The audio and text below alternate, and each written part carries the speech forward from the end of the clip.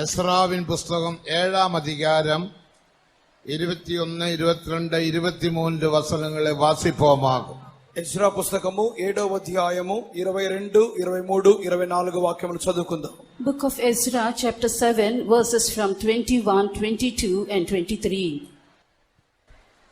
நதிக்கு அப்புறத்தில் இருக்கிற எல்லா கதாசிகளுக்கும் அர்த்தசாஸ்திரா என்னும் ராஜாவாகிய நாம் இடுகிற கட்டளை என்னவென்றால், பரலோகத்தின் தேவனுடைய நியாயப்பிரமாணத்தை போதிக்கும் வேத பாரகனாகிய எஸ்ரா என்னும் ஆசாரியன் 100 தாலந்து வெள்ளி, 100 கல கோதுமை, 100 கல திராட்சரசம், 100 கல எண்ணெய் மட்டும் உங்களை கேட்பவை எல்லாவற்றையும் வேண்டிய உப்பையும் தாமதமில்லாமல் கொடுக்கவும், பரலோகத்தின் தேவனுடைய கற்பனையின்படியே எது தேவையாய் இருக்குமோ அதுவெல்லாம் பரலோகத்தின் தேவனுடைய ஆலயத்திற்கு ஜாக்கிரதையாய் செலுத்தப்படும் வேண்டும்.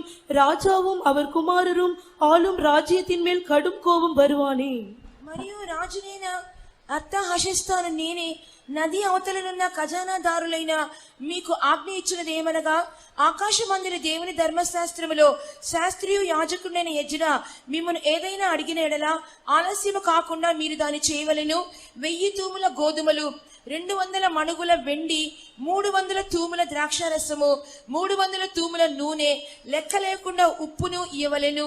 ఆకాశమందున దేవుని చేత ఏది నిర్ణయమాయనో దాన్ని ఆకాశమందున దేవుని మందిరంలో జాగ్రత్తగా చేయించవలసినది.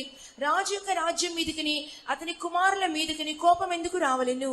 And I, even I, Artaxerxes the king, do make a decree to all the treasurers which are beyond the river, that whatsoever Ezra the priest, the scribe of the law of the God of heaven, shall require of you, it be done speedily, unto 100 talents of silver, unto 100 measures of wheat, unto 100 baths of wine, unto 100 baths of oil, and salt, without prescribing how much. Whatsoever is commanded by the God of heaven, let it be diligently done for the house of the God of heaven. For why should there be wrath against the realm of the king and his sons? இப்போது வாசிக்கப்பட்டதான பொருட்கள் எஸ்ராவுக்கு இஸ்ரவேல் மக்களுக்கு கொடுக்காவிட்டால் அவர் மேல் தேவனுடைய కడుంకోపం வருவான்னு. ఇప్పుడు చెప్పబడినటువంటి ఈ యొక్క వస్తువులు ఎజ్రాకు ఇశ్రాయేలులకు ఇవ్వకపోయినట్లయితే వారి మీద దేవుని యొక్క భయంకరమైన ఉగ్రత రగులుకొనును. If the materials and the things which are said here are not given to Ezra and to the people of Israel, the wrath of the Lord is going to come upon the king and his sons. இங்கே 5 பொருட்களை குறித்து நாம் வாசித்தோம். ఇక్కడ 5 వస్తువులను గురించి మనం చదువుతున్నాం. Here we read about 5 material things. முதலாவது 100 தாலந்து வெள்ளி. మొదటిదిగా 100 మణుగుల వెండి. Firstly, 100 talents of silver. இரண்டாவது 100 கல கோதுமை. రెండవదిగా 1000 తూముల గోధుమలు. Secondly, 100 measures of wheat. மூன்றாவது 100 கல திராட்சரசம். మూడవదిగా 300 తూముల ద్రాక్షారసము. Thirdly, 100 baths of wine. நாலாவது 100 கல எண்ணெய்.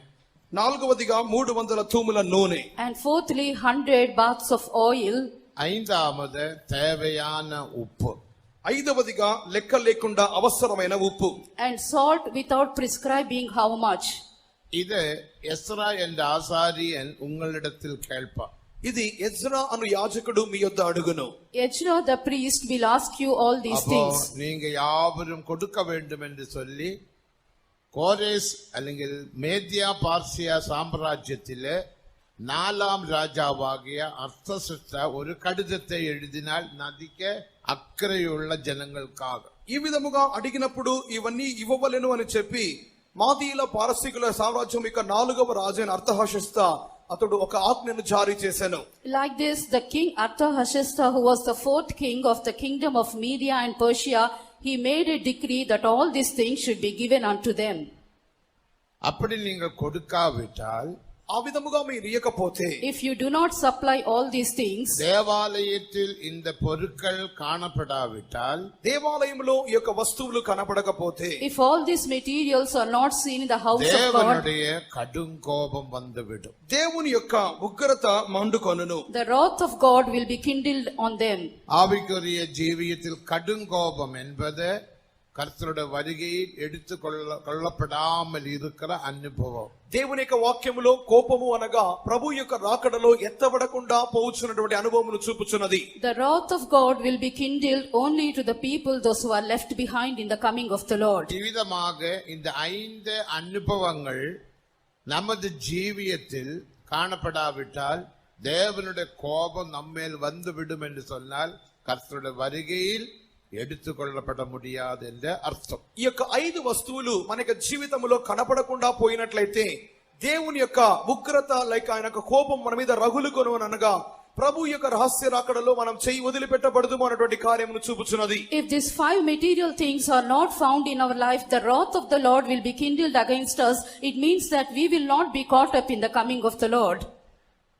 புதிய ஏற்பாட்டில் பரிசுத்தாவின் அபிஷேகம் பெற்ற தேவ ஜனங்கள் தேவனுடைய జీవనుள்ள ఆలయமாக కాణப்படுகிறது. నూతన నిబంధన కాలంలో పరిశుద్ధాత్మిక అభిషేకం పొందినటువంటి దేవుని జనాంగము దేవుని యొక్క జీవము కలిగిన ఆలయముగా కనబడుచున్నారు. In the New Testament, the people of God who received the anointing of the Holy Spirit are seen as the temple of the living God. இந்த ஜீவனுள்ள சபையாம் தேவாலயத்தில் இந்த 5 பொருட்கள் எப்போதும் காணப்பட வேண்டும். జీవము కలిగినటువంటి దేవుని యొక్క సంఘములో ఆలయములో ఈ 5 వస్తువులు ఎప్పుడును కనపడవలెను. In the temple of the living God, always these 5 materials must be seen. அப்படி இராவிட்டால் ఆ విధముగా లేకపోయినట్లయితే If they are not found so, நாம் கைவிடப்படும். మనము చెయ్యి వదిలిపెట్టబడుదము. we will be left behind. அப்போ எடுத்துக்கொள்ளப்பட வேண்டுமானால் ఎత్తబడవలెను అన్నట్లయితే To be caught up in the coming, இந்த 5 பொருட்கள் தேவை. ఈ 5 వస్తువులు మనకు అవసరం. all these 5 material things are necessary.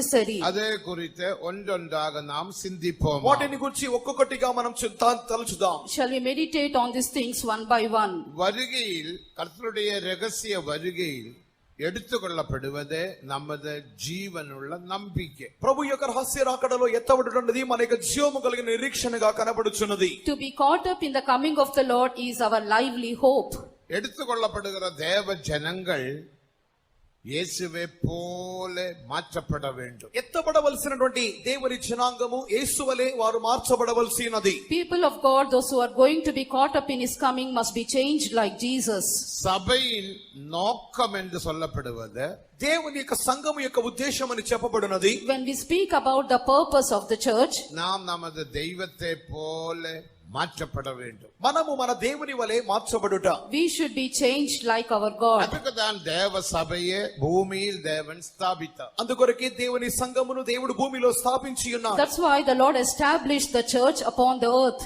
எழுத்தின்படி ஒரு அநாத சாலை இல்லைங்க ஆர்ஃபனேஜ் நடத்துறதுக்கோ ஆஸ்பத்திரிகள் நடத்துறதுக்கோ ஸ்கூல் நடத்துறதுக்கோ தேவ சபை இல்ல. దేవుని యొక్క సంఘము தேவன் சபையோட நோக்கம் அல்ல. దేవుని యొక్క సంఘమును దేవుడు స్థాపించిన యొక్క ఉద్దేశము ఆ యొక్క అనాథాశ్రమం నడిపించటకో లేకపోతే వృద్ధాశ్రమం నడిపించటకో ఒక ఆసుపత్రులు నడిపించటకో దీని కొరకు దేవుడు సంఘమును స్థాపించలేదు. It is not that we run orphanages or other schools and colleges for the orphans or for others. It is not the purpose of the church of God on this earth. Social work செய்வதல்ல தேவ சபையோட நோக்கம். Spiritual work செய்வதே సభయుడ నోకం. సామాజిక సేవ చేయుట దేవుని యొక్క సంఘం యొక్క ఉద్దేశము కాదు గాని ఆత్మీయ సేవ ఆత్మీయ పని చేయుటయే దేవుని సంఘం యొక్క ఉద్దేశముగా ఉన్నది. It is not to do social work but to do spiritual work is the purpose of the church. 1 யோவான் 3ஆம் அதிகாரம் 2ஆம் வசனத்தை நாம் வாசிக்கும்போது మొదటి యోహాను 3వ అధ్యాయం 2వ వాక్యములో చదువుచున్నప్పుడు When we read from 1 John chapter 3 verse 2, இப்போது நாம் தேவனுடைய புத்திரர்களாய் இருக்கிறோம், இனி எவ்விதமாய் இருப்போம் என்று நமக்கு தெரியாது. ஆகிலும் அவர் வெளிப்படும் போது அவர் இருக்கிற வண்ணமாக அவருக்கு நாம் ఒప్పాయిరుపోం என்று அறிந்திருக்கிறோம். ఇప్పుడు మనము దేవుని పిల్లలమై ఉన్నాము లేక దేవుని కుమారులమై ఉన్నాము. మనం ఇక ఏమవుదో అది ఇంకా ప్రత్యక్షపరచబడలేదు కానీ ఆయన ప్రత్యక్షమైనప్పుడు ఆయన ఉన్నట్లుగానే ఆయన చూతుము గనుక ఆయన పోలి ఉందము. Now are we the sons of God and did not appear what we shall be, but we know that when he shall appear we shall be like him, for we shall see him as he is. இது சபையின் நோக்கம். ఇది దేవుని సంఘము ఉద్దేశం. This is the purpose of the church. ஒப்பாயிருப்போம். ఆయనను పోలి ఉందము. We shall be like him. தேவனுக்கு மகிமை. దేవునికి మహిమ. Praise be to God. இயேசுவை போல தெய்வத்தை போல மாற்றப்பட்டவர்கள் எடுத்துக்கொள்ளப்படுவார். యేసు వలె దేవుని వలె మార్చబడిన వారు మాత్రమే ఎత్తబడుదురు. When Jesus comes, those who are changed like him shall be caught up. அதற்கு இப்போது வாசிக்கப்பட்ட இந்த 5 பொருட்கள் ஆவிக்குரிய அனுபவங்கள் நமக்கு தேவை. అందు నిమిత్తముగా చదవబడినటువంటి 5 వస్తువులు లేక ఆత్మీయ అనుభవములు మనకు కావాల్సినది. That's why we need these 5 material things, the 5 spiritual meanings of it. இங்கே அர்த்தசிஷ்ட என்ற ராஜாவை குறித்து வாசித்தோம். ఇక్కడ అర్థహశస్తాను రాజును గురించి చదువుతున్నాం. We read about King Artaxerxes here. உலகத்தில் வெளிப்பட்ட 2ஆம் சாம்ராஜ்யம் தான் மேதியா பார்சியா சாம்ராஜ்யம். ఈ లోకములో ఉద్భవించినటువంటి రెండవ సామ్రాజ్యమే మాదీయుల పారసీకుల సామ్రాజ్యము. The second kingdom in this world is the kingdom of Media and Persia. 204 வருடம் அந்த மேதியா பார்சியா சாம்ராஜ்யம் இஸ்ரவேல் மக்களை அடிமைகளாக நடத்தினார்கள். 204 సంవత్సరములు మాదీయుల పారసీకుల రాజులను వారు ఇశ్రాయేలీయులను బానిసలుగా నడిపించి ఉన్నారు. The people of Israel were under bondage for 204 years under this kingdom of Media and Persia. அது முக்கியமாக 12 ராஜாக்கள் எழும்பினார்கள். అందులో ముఖ్యముగా 12 రాజులు లేచి ఉన్నారు. And 12 kings rose up in this kingdom. முதலாம் ராஜா கோரேஸ். మొదటి రాజు కోరేషు. First king is Cyrus. இரண்டாவது அர்த்தசிஷ்ட நம்பர் 1. రెండవదిగా అర్థహశస్త మొదటి రాజు. Secondly is Artaxerxes number 1. மூன்றாவது தரியு ராஜா. మూడవదిగా దర్యావేషు. Thirdly is King Darius. நாலாவது ராஜா அர்த்தசிஷ்ட நம்பர் 2. నాలుగవదిగా రెండవ అర్థహశస్త రాజు. Then fourthly is Artaxerxes number 2. தேவனுக்கு மகிமை. దేవునికి మహిమ. Praise be to God. ఈ అర్తసిష్ట రాజా నంబర్ 2 நாட்களில் நடந்த ஒரு சம்பவம் தான் இப்ப வாசிக்கப்பட்டது. రెండవ అర్థహశస్త రాజు యొక్క కాలంలో సంభవించిన కార్యమునే మనం ఇప్పుడు చదువుకొని Now we ఉన్నాం. have read the incident which happened during the reign of Artaxerxes II. இங்கே எஸ்ரா என்றுதான் ஒரு மனுஷனை நாம் பார்க்கின்றோம். ఇక్కడ ఎజ్రా అను ఒక మనిషిని మనం Here చూస్తున్నాం. we read about a man Ezra. அவன் பிரதான ஆசாரியன். అతడు ఒక ప్రధాన యాజకుడు. He is a high priest. பிரதான ஆசாரியனாகிய ஆரோனுடைய பேர பிள்ளை தான் எஸ்ரா ஆசாரியன்.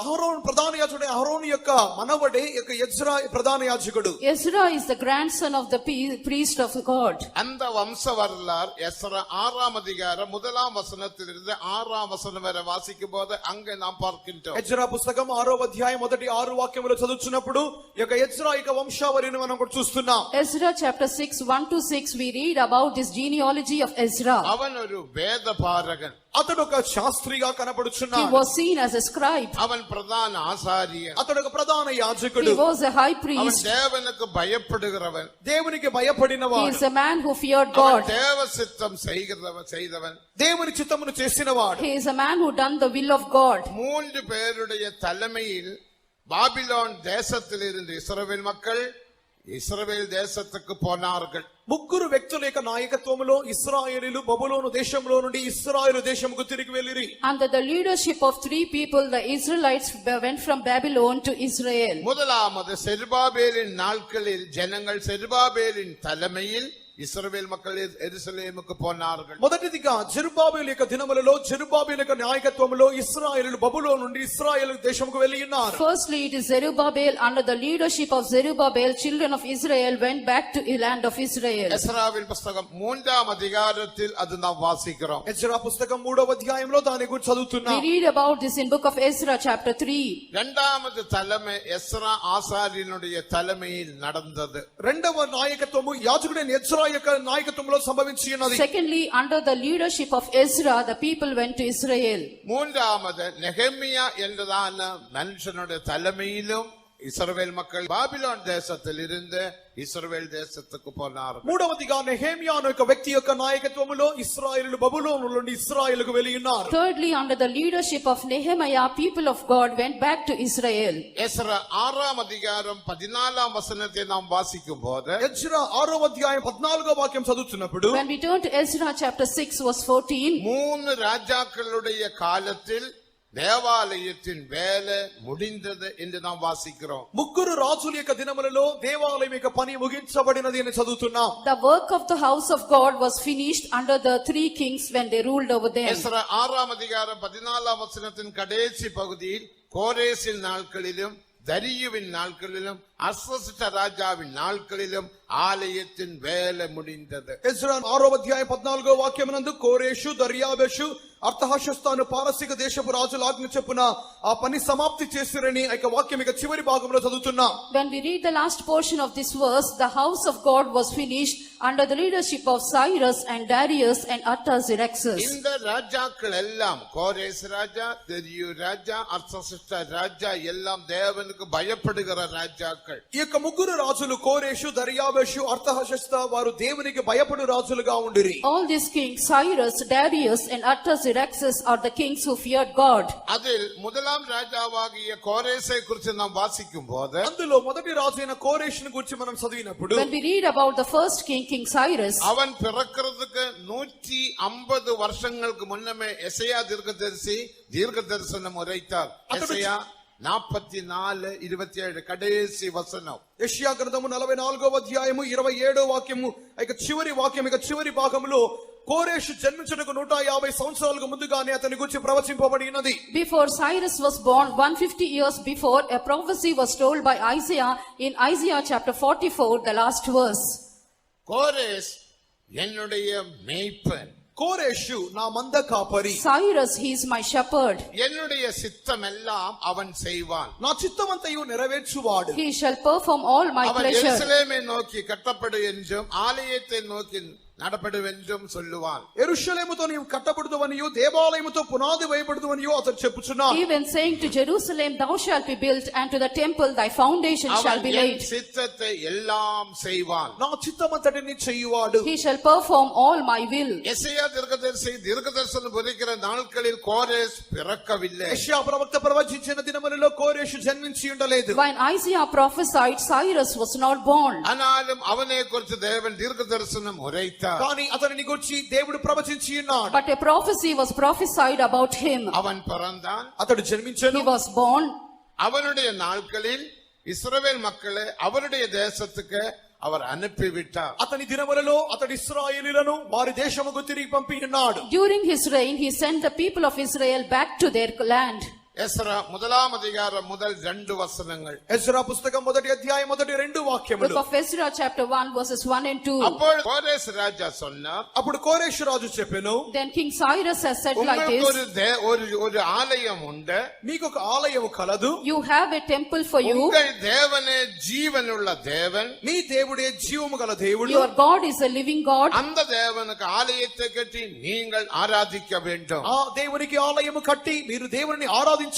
You should build a temple for your Lord and worship him அது there. மட்டுமல்ல, అంత మాత్రమే Not కాక only that, நெபுகத்நேசர் ராஜா ஆலயத்தில் இருந்த என்னென்ன பொருட்கள் கொண்டு வந்தாரோ அத்தனை பொருட்களும் நீங்கள் கொண்டு போக வேண்டும். నెబుకద్నెజరు రాజు దేవుని ఆలయములో నుండి ఏ వస్తువులైతే బలవంతముగా బయటికి తీసుకొని వచ్చినాడో ఆ యొక్క వస్తువులన్నిటిని మీరు తిరిగి తీసుకొని వెళ్ళవలెను. and he said, what all the things King Nebuchadnezzar brought out of the house of God, you should take it back to the house of God. Ezra 1ஆம் அதிகாரம் 11ஆம் வசனத்தை வாசிக்கும் போது ఎజ్రా పుస్తకం మొదటి అధ్యాయం 11వ వాక్యమునందు Ezra chapter 1 verse 11, 5400 வெள்ளியினாலும் பொன்னினாலும் செய்யப்பட்ட பாத்திரங்கள் திருப்பி கொடுத்ததாக நாம் வேதத்தில் வாசிக்கிறோம். 5400 విలువైన పాత్రలవి తిరిగి ఇచ్చివేయబడినట్లుగా చూస్తున్నాం. here we read 5400 vessels of gold and silver are given back to them. இவ்விதமான ராஜாக்கள் தேவனுடைய விஷயங்களுக்காக மிகவும் வைராக்கியம் கொண்டதாக வேதத்தில் வாசிக்கிறோம். ఇటువంటి రాజులు దేవుని కార్యములో మిక్కిలి భక్తి ఆసక్తితో ఉన్న రీతిగా మన వాక్యంలో చదువుతున్నాం. These kings were having a great zeal towards the work of the Lord. அதில் ஒரு ராஜா தான் அர்த்தசுஷ்ட ராஜா. వీరిలో ఒక రాజే అర్తహషస్త రాజు. Among this king, one king is King அவன் சொல்றான், நீங்கள் Artaxerxes. உங்கள் தேசத்துக்கு போக வேண்டும். అతడు చెప్పినాడు మీరు మీ దేశముకు వెళ్ళవలెను. He said, you can go back to your land. முதலில் அந்த கட்டளையை கொடுத்தது கோரேஸ். వెంటనే ఆజ్ఞాపించినది కోరేషు. But the decree was given by Cyrus. அவனுடைய குமாரனாகிய அர்த்தசுஷ்ட அந்த கட்டளையை நிப்பாட்டினார். అతని యొక్క కుమారుడైన అర్తహషస్త ఆ ఆజ్ఞను నిలబెట్టి ఉన్నాడు. But his son Artaxerxes hindered the decree. Ezra 4ஆம் அதிகாரம் 11ஆம் வசனத்தில் இருந்து வாசிக்கிறோம். ఎజ్రా పుస్తకం 4వ అధ్యాయం 11వ వాక్యమును చదువుతున్నాం. We read from Ezra chapter 6 verses from 11 அந்த downwards. அர்த்தசுஷ்டனுடைய குமாரனாகிய தரியு சொல்லுகிறார், இல்ல இல்ல, நீங்கள் உங்கள் தேசத்துக்கு போக வேண்டும், ஆலயத்தை கட்ட வேண்டும்.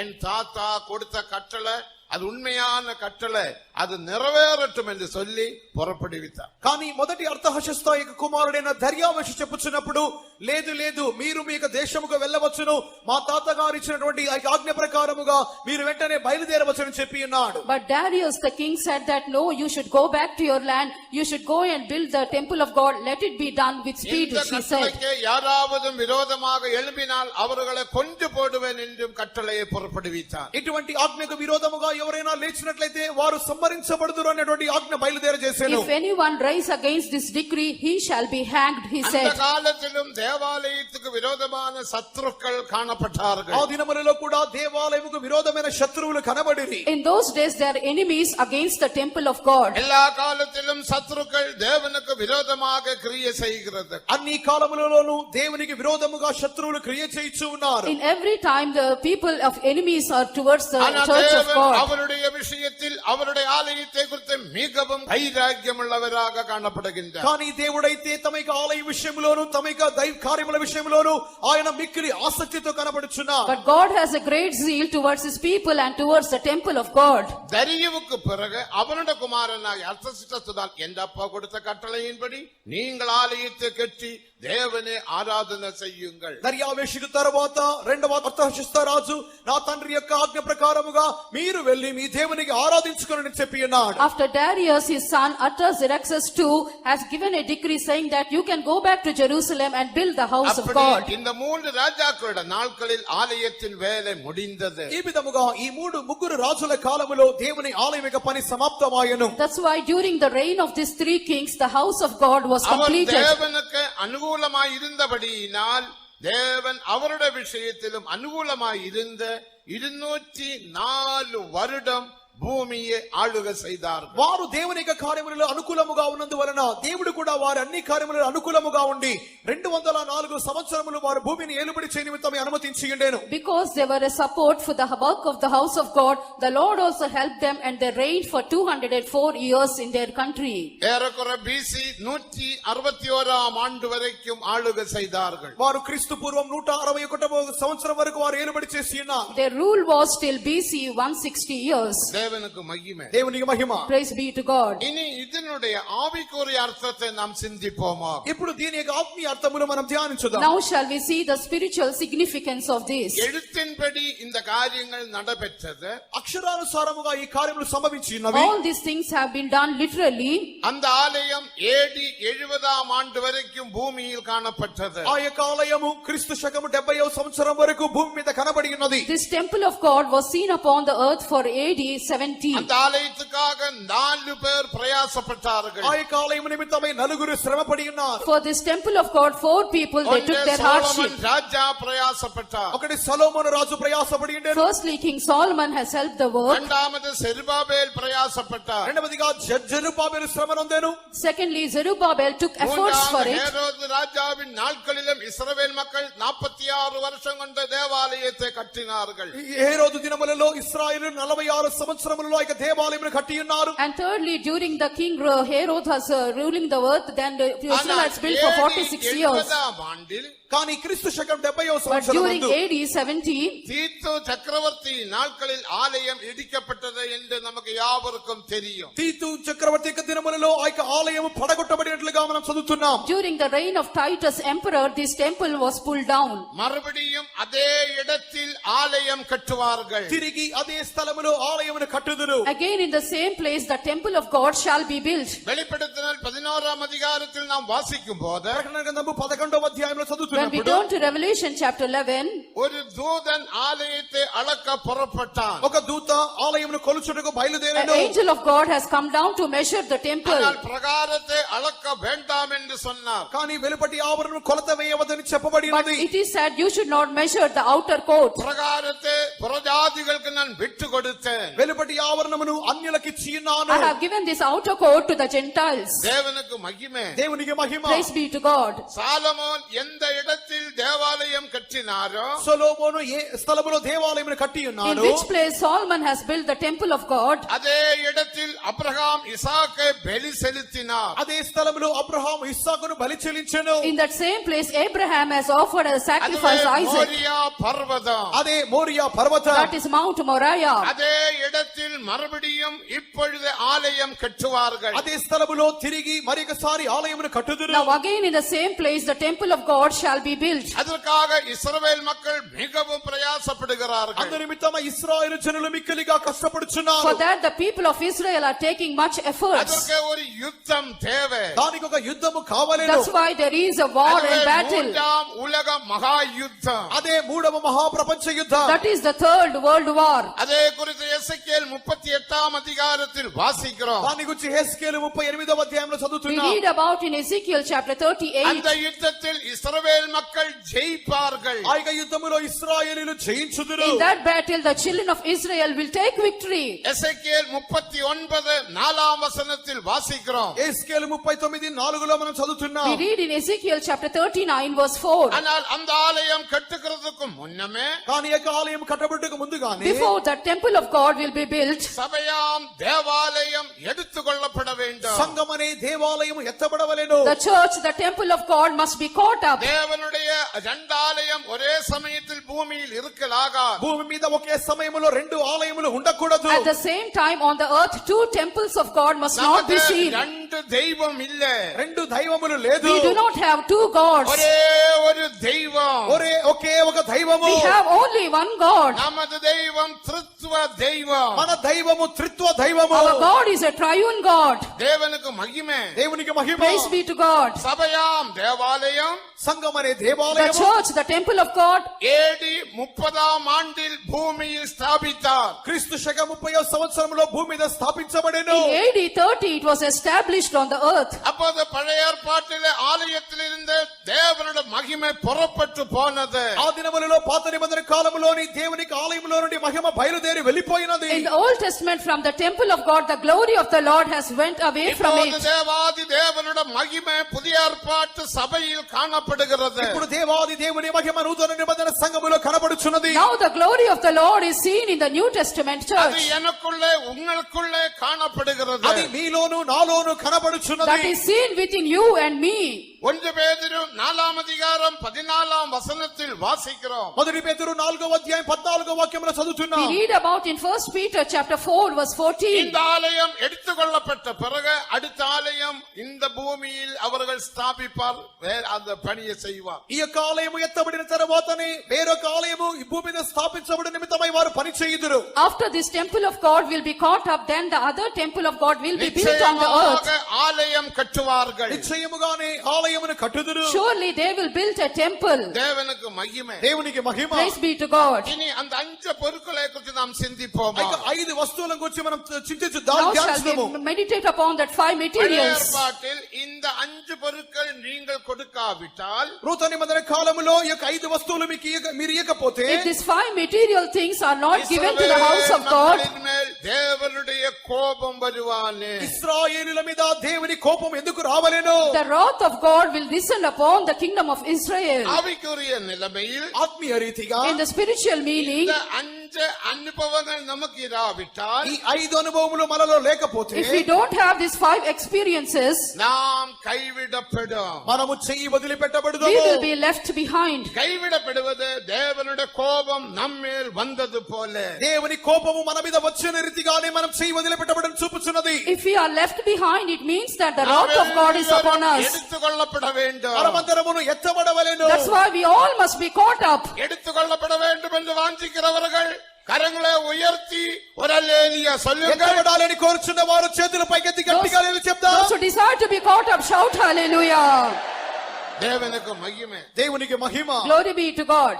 இனி அந்த பொருட்களின் அர்த்தத்தை சொல்ல போகிறோம். ఆ యొక్క వస్తువుల యొక్క అర్థములు మీకు చెప్పబోతున్నా. Now I am to tell the spiritual meaning of these கவனமாக materials. கேளுங்கள். జాగ్రత్తగా వినండి. Please carefully listen to me.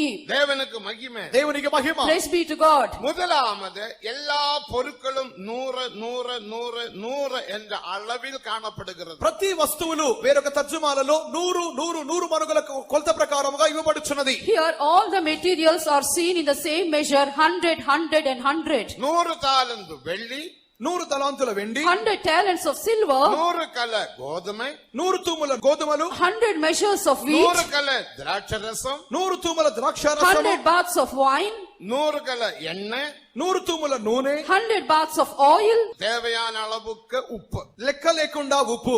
and salt without prescribing how much. உப்புக்கு அளவில்ல. ఉప్పుకు లెక్క లేదు. There is no measure for the salt. இனி ஒன்றொன்றாக சிந்திப்போம். ఒక్కొక్కటిగా ధ్యానిద్దాం. Shall we meditate one by one? முதலாவது 100 என்பது எதை வெளிப்படுத்துகிறது? మొదటిదిగా 100 అన్నది దేనిని చూపుచున్నది? Firstly, what does 100 signify? எல்லாம் 100 100 100. అన్ని 100 100 100 కొలతలో Everything ఇవ్వబడుచున్నది. is 100, 100, 100 measures. ஆறாம் அதிகாரத்தை வாசிக்கும் போதும் యెషయా 6వ అధ్యాయం When చదువుతున్నప్పుడు we read Ezra chapter 6, செருபாபேலிடத்தில் நீங்கள் எருசலேமில் ஆலயம் கட்டின பிற்பாடு தேவனுக்கென்று பலிகள் செலுத்த வேண்டும், அந்த கணக்கும் 100 100 100 100 தான். అలాగే దేవుని యొక్క ఆలయము కట్టిన తర్వాత వారందరూ దేవునికి బలులు అర్పించవలెను, అది కూడా 100 లెక్క చొప్పున ఇవ్వబడుచున్నది. after building the temple of God, they should offer sacrifices, and the measure of the sacrifices is also 100. 100 என்பதுக்கு ஒரு பெரிய அர்த்தம் உண்டு. ఆ విధముగా అయితే 100 అన్న దానికి ఒక గొప్ప అర్థము For కలదు. 100 there is a great meaning. 100 என்பது ஒரு பூர்ணத்தை வெளிப்படுத்துகிறது. 100 అన్నది ఒక సంపూర్ణతను చూపుచున్నది. 100 shows a perfection. 100க்கும் 100 మార్క్ வாங்கினால் அது ஒரு பூர்ணம். 100కి 100 మార్కులు సంపాదిస్తే అదొక సంపూర్ణత. 100 out of 100 marks is perfection. இப்போது நமக்கு ஒரு கணக்குண்டு. ఇప్పుడు మనకు ఒక లెక్క ఉన్నది. Now we have some accounts. பைபிளின் படி బైబిల్ ప్రకారం According to the Bible, 100 minus 1 equal to 0. 100 minus 1 equal to 0. 100 minus 1 is equal to 0. உலக கணக்கின்படி లోక లెక్క ప్రకారం But according to the 100 world, minus 1 equal to 99. 100 minus 1 equal to 99. 100 minus 1 equal to 99. பைபிளின் கணக்கின்படி Bible లెక్క ప్రకారం But according to the Bible, 100 minus 1 equal to 0. 100 minus 1 equal to 0. 100 minus 1 is equal to 0. ஒரு mark குறைந்து போனால், ఒక్క మార్పు తగ్గుతా If we కూడా, lose அல்லது 1 mark, ஒரு சுபாவம் குறைந்து போனால் ఒక్క స్వభావము తగ్గినా if కూడా one character is lost, கர்த்தருடைய வருகையில் எடுத்துக் கொள்ளப்பட முடியாது. ప్రభు యొక్క రాకడలో ఎత్తబడలేము. we cannot be caught up in the coming of the Lord. அப்போ பூர்ணம். సంపూర్ణత. A perfection. மத்தேயு 5ஆம் அதிகாரம் 48ஆம் வசனத்தை நாம் வாசிக்கும் போது మత్తయి సువార్త 5:48 నందు When we turn to Matthew chapter 5 verse இந்த 48, பூர்ணத்தை குறித்து இயேசு சொல்லுகிற வேளையில், ఈ సంపూర్ణతను గురించి యేసు చెప్పుచున్నప్పుడు when Jesus spoke about this N perfection, பிதா சல்குண பூர்ணனாய் இருக்கிறது போல நீங்களும் பூர்ணராயிருங்கள். నీ పరలోకపు తండ్రి సంపూర్ణుడు పరిపూర్ణుడు గనుక మీరు పరిపూర్ణులుగా ఉండురు. be therefore perfect even as your Father which is in heaven is perfect. என் பிதா சல்குண பூர்ண, నా తండ్రి పరిపూర్ణుడు, My Father is perfect. நானும் பூர்ண, నేను పరిపూర్ణను, I am perfect. நீங்களும் பூர்ணராயிருங்கள். మీరును పరిపూర్ణులుగా ఉండుడి. So be ye also perfect. இது இயேசு சொல்லுகிற பகுதி. ఇది యేసు చెప్పుచున్నటువంటి భాగము. This is the portion which Jesus இங்கே said. பரிசுத்த பவுல் நிரூபங்கள் எழுதும் போது పరిశుద్ధుడైన పౌలు పత్రికలు రాయించినప్పుడు When St. Paul wrote his epistles, அநேக இடங்களில் பூர்ணம் பூர்ணம் பூர்ணம் என்று அவர் எழுதினார். అనేక స్థలములలో సంపూర్ణత సంపూర్ణత అని రాసి ఉన్నాడు. in many places he wrote about perfection. முதலாவது எபிரேயர் 6ஆம் அதிகாரம் 2ஆம் வசனத்தின்படி మొదటిగా హెబ్రీలు 6:2 ప్రకారం Firstly, Hebrews chapter 6 verse 2, மறுபடியும் மறுபடியும் அஸ்திவாரத்தை போடாமல் பூர்ணராகும்படி கடந்து செல்லுவோமாக. తిరిగి తిరిగి పునాది వేయక సంపూర్ణమగుటకు సాగిపోదాము. not laying the foundation again and again, let us go on to perfection. விழுந்தும் எழும்பியும் விழுந்தும் எழும்பியும் சிலர் ஆவிக்குரிய ஜீவியம் செய்கிறார்கள். పడిపోయి లేస్తూ కొంతమంది ఆత్మీయ జీవితాన్ని చేస్తున్నారు. Some people they rise again, fall and rise again, such a spiritual life they do. லெபோதோக்கிய சபையை போல வெதுவெதுப்பான நிலைமையில் நாம் காணப்படலாகாது. లబోదోకియ సంఘం వలె మనము నులివెచ్చనిగా ఉండకూడదు. As the church of Laodicea, we should not be seen in a lukewarm state. எழும்புகிறதும் வீழுகிறதும் எழும்புகிறதும் வீழுகிறதும் அப்படி இந்த நிலைமை நமக்கு இருக்கலாகாது. పడిపోవుట లేచుట ఇటువంటి ఆత్మీయ జీవితం స్థితి మనకు ఉండకూడదు. falling and rising up should not be our spiritual state. ஆவியில் அனலாயிருங்கள். అందుకొరకే చెప్పబడుచున్నది ఆత్మయందు తీవ్రత కలిగి ఉండుడి. That's why it is said, be fervent in the spirit கர்த்தருக்கு ஊழியம் செய்யுங்கள். దేవుని సేవించుడి. and do the service of God. ரோமர் 12ஆம் அதிகாரம் 16ஆம் வசனத்தில் வாசிக்கிறோம். రోమా పత్రిక 12:11లో చదువుతున్నాం. We read in Romans chapter 12 verse 14. அடுத்த பரிசுத்த பவுல் என்ன சொல்லுகிறார்? తర్వాతదిగా పరిశుద్ధుడైన పౌలు ఏం And చెప్పుచున్నాడు? what did St. Paul say again? கொலோசியர் 1ஆம் அதிகாரம் 28ஆம் வசனத்தில் కొలస్సీలు 1:28 నందు Colossians chapter 1 verse நாம் 28. தேறின மனுஷனாக மாற்றப்பட வேண்டும். మనము సంపూర్ణులుగా మార్చబడాలి. We should become perfect. மேலே 2 தீமோத்தேயு 3ஆம் அதிகாரம் 16ஆம் வசனத்தின்படி 2వ తిమోతి 3వ అధ్యాయం 11వ వాక్య ప్రకారం 2 Timothy chapter 3 verse 11. தேவனுடைய மனுஷன் எல்லாவற்றிலேயும் தேறினவனாக காணப்பட வேண்டும். దైవజనుడు ప్రతి కార్యములో సన్నద్ధుడుగా ఉండవలెను. The man of God must be seen perfect in all things. தேவனுக்கு மகிமை. దేవునికి మహిమ. Praise be to God. இனி பல பல வசனங்கள் உண்டு. ఇంకను పలు వాక్యములు కలవు. Like this we can read many அப்ப verses. நீங்க கேட்கலாம், இந்த உலகத்தில் மாம்ச சரீரத்தில் பூர்ணமான ஜீவியம் செய்ய முடியுமா? ఒకవేళ మీరు అడగవచ్చును, ఈ లోకములో మాంస శరీరములో సంపూర్ణమైన జీవితం చేయగలమా? You may ask, can you do a life of perfection in this fleshy body? இயேசு என்ன சொன்னார்? యేసు ఏం చెప్పెను? What did Jesus say?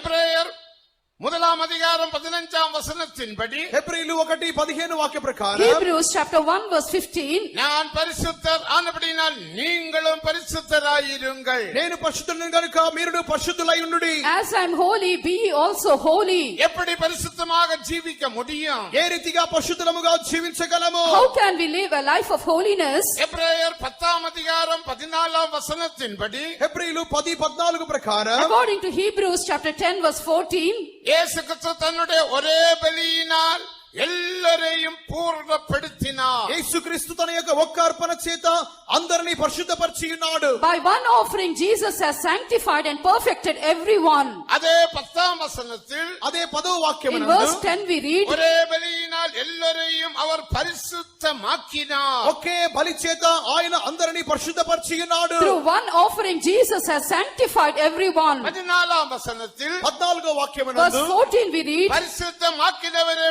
பூரணப்படுத்தினார். పరిశుద్ధపరచబడిన వారిని ఆయన సంపూర్ణపరిచి ఉన్నాడు. the Lord has perfected them which are sanctified. கொலோசியர் 2ஆம் அதிகாரம் 6ஆம் வசனத்தின்படி కొలస్సీలు 2:6 ప్రకారం According to Colossians 2:6, நமது பூரணம் கிறிஸ்துவுக்குள் காணப்படுகிறது. మన సంపూర్ణత క్రీస్తులో కనబడుచున్నది. our perfection is hid in Christ. கிறிஸ்துவே நமக்கு பூரணம். క్రీస్తే మన సంపూర్ణత. Christ is our perfection. இதே குறித்து பரிசுத்த பவுல் என்ன சொன்னார்? దీని గురించి పరిపౌలు ఏం చెప్పుచున్నాడు? What did St. Paul say about this? முதலாம் தெசலோனிக்கர் 5ஆம் அதிகாரம் 23ஆம் வசனத்தின்படி మొదటి తెస్సలోనికైలు 5:23 ప్రకారం According to 1 Thessalonians 5:23, உங்கள் ஆவி ஆத்துமா சரீரம் முழுவதும் இயேசு கிறிஸ்து மகிமையில் வெளிப்படும் போது குற்றமற்றதாக இருக்கும்படி காக்கப்படுவதாக. మీ యొక్క ప్రాణాత్మ శరీరము ప్రభు యొక్క రాకడైన నిందారహితముగా సంపూర్ణముగా ఉండినట్లు కాపాడబడును గాక. your whole spirit, soul and body be preserved blameless unto the coming of our Lord Jesus Christ. அடுத்த 24ஆம் வசனத்தில் என்ன வாசிக்கிறோம்? 24వ వాక్యమును ఏం Then చదువుతున్నాం? verse 24 says like this, அழைத்தவர்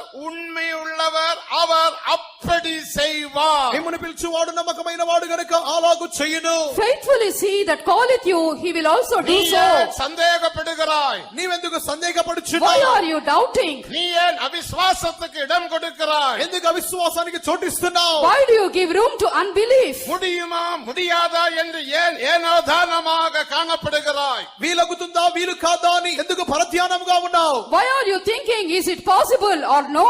அழைத்தவர் உண்மையுள்ளவர், அவர் அப்படி செய்வார் என்று విశ్వాసముள்ளவர் కరగల ఉయర్తి హల్లెలూయా పిలిచిన சொல்லுவோம். వాడు నమ్మకస్తుడు గనుక ఆయన అలాగు చేయునని విశ్వాసం కలిగిన వారు చేతులపై తరిలే Those who చెప్తారు. have faith on faithful is the Lord. Shout hallelujah. எல்லா சந்தேகங்கள் மாறட்டும். సందేహములు తీసివేయబడును Let గాక. all doubts be taken away. இயேசுவின் நாமத்தில் சாத்தானை விரட்டுவோமாக. యేసు నామములో సాతానును పారద్రోలుదాం. In the name of Jesus shall we make Satan to flee away.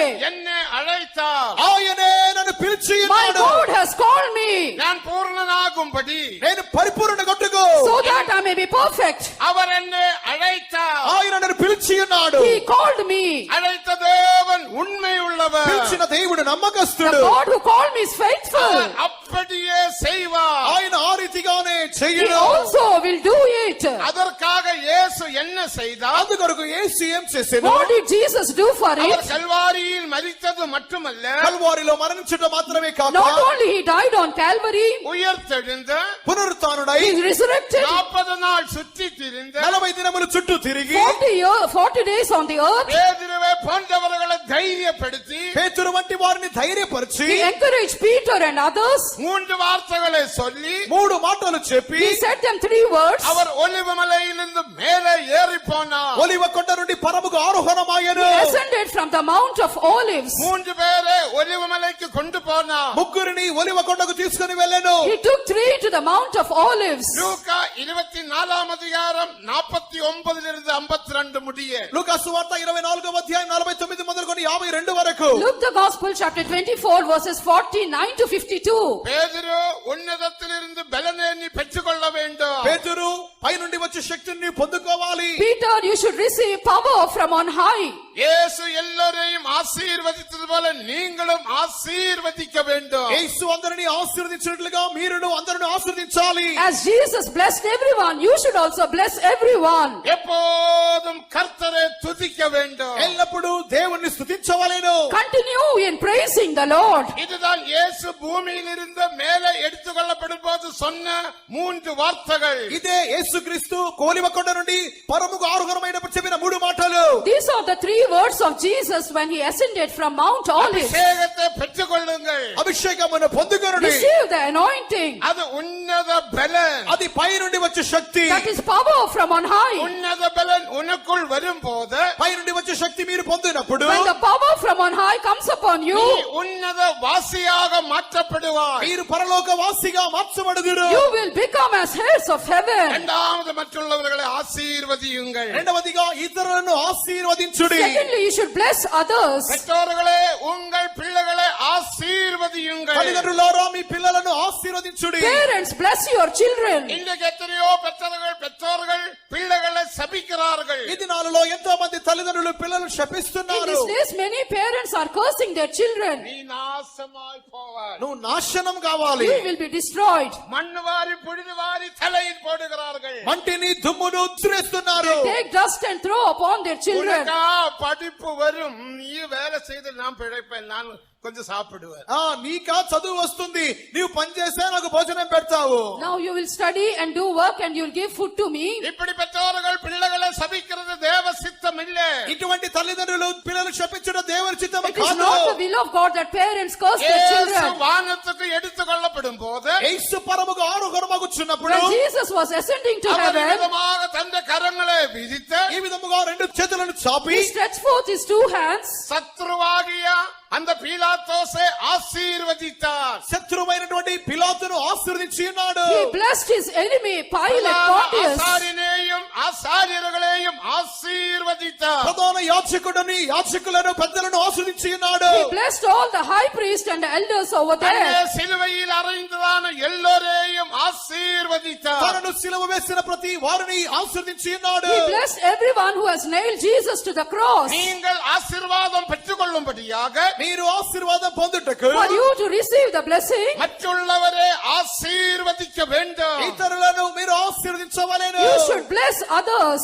1 பேதுரு 3 அதிகாரம் 9 வசனம். మొదటి పేతురు 3వ అధ్యాయం 9వ వాక్యం. 1 Peter chapter 3 verse நீங்கள் 9. ஆசீர்வாதம் சுதந்திரித்துக் கொள்ளும்படியாக ఆశీర్వాదముకు మీరు వారసులగుటకు To become heads for the blessing, மற்றுள்ளவரை ஆசீர்வதியுங்கள். ఇతరులను దీవించుడి. you should bless others. உங்க பிள்ளைகளை ஆசீர்வதிக்கும் போது మీ పిల్లలను When ఆశీర్వదిస్తున్నప్పుడు you bless your children, இவன் 0 மார்க் தான் வாங்கி இருக்கும். ఇతనికి వచ్చేది 0 మార్కులే. well, he may get only 0 marks.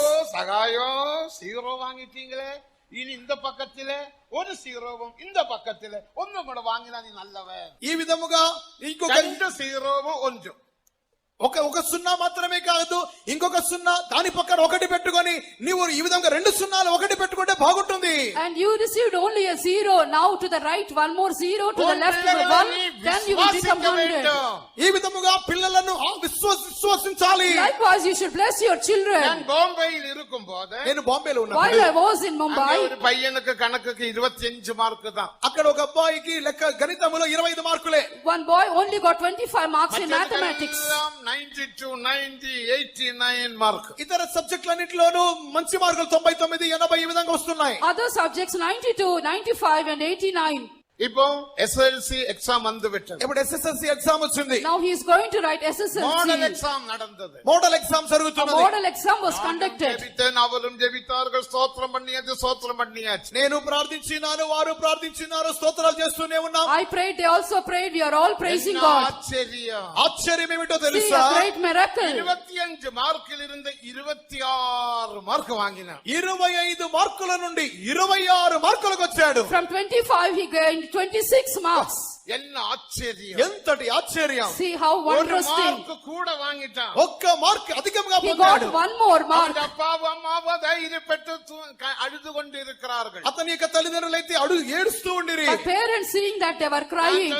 அவன் பேரு சாம். అతని పేరు Sam. His name was Sam. என்னை கூப்பிட்டாங்க. నన్ను పిలిచారు. They called me. நான் போனேன். నేను I వెళ్ళాను. went there. எடா சாமே, என்ன அற்புதம், 25 இருந்து 26 வந்துட்டீங்க. ఏంట్రా అబ్బాయి శామ్ 25 మార్కుల నుండి 26కు వచ్చావు నువ్వు. What Sam, what a miracle. You have got 25, then you have received 26. தேவனுக்கு மகிமை. நான் ஆசீர்வதித்தேன். నేను ఆశీర్వదించాను. Then I blessed that boy. இனி ஒரு மாசம், ఇంకొక నెల తర్వాత After 1 month of இனி time, நீ முன்னுக்கு தான் போவாய், பின்னுக்கு போக மாட்டாய். నీవు ముందుకే వెళ్తావు గాని వెనక్కి రావు. you will go forward, not நீ backwards. கீழாகாமல் மேலாவாய். నీవు పై కింది వాడవు కానీ పై వాడవు You గాని should ఉండవు. not be down, but நீ you should go up. வாலாகாமல் தலையாவாய். నీవు తోకగా కాదు గాని తలగా మారుదువు. You will be like head, not tail. நீ ஹையஸ்ட் மார்க் வாங்குவாய். నీవు అత్యధికమైన మార్కులు You పొందుతావు. will receive very highest marks. மறுபடியும் ஸ்தோத்திரம் பண்ணுவோம்.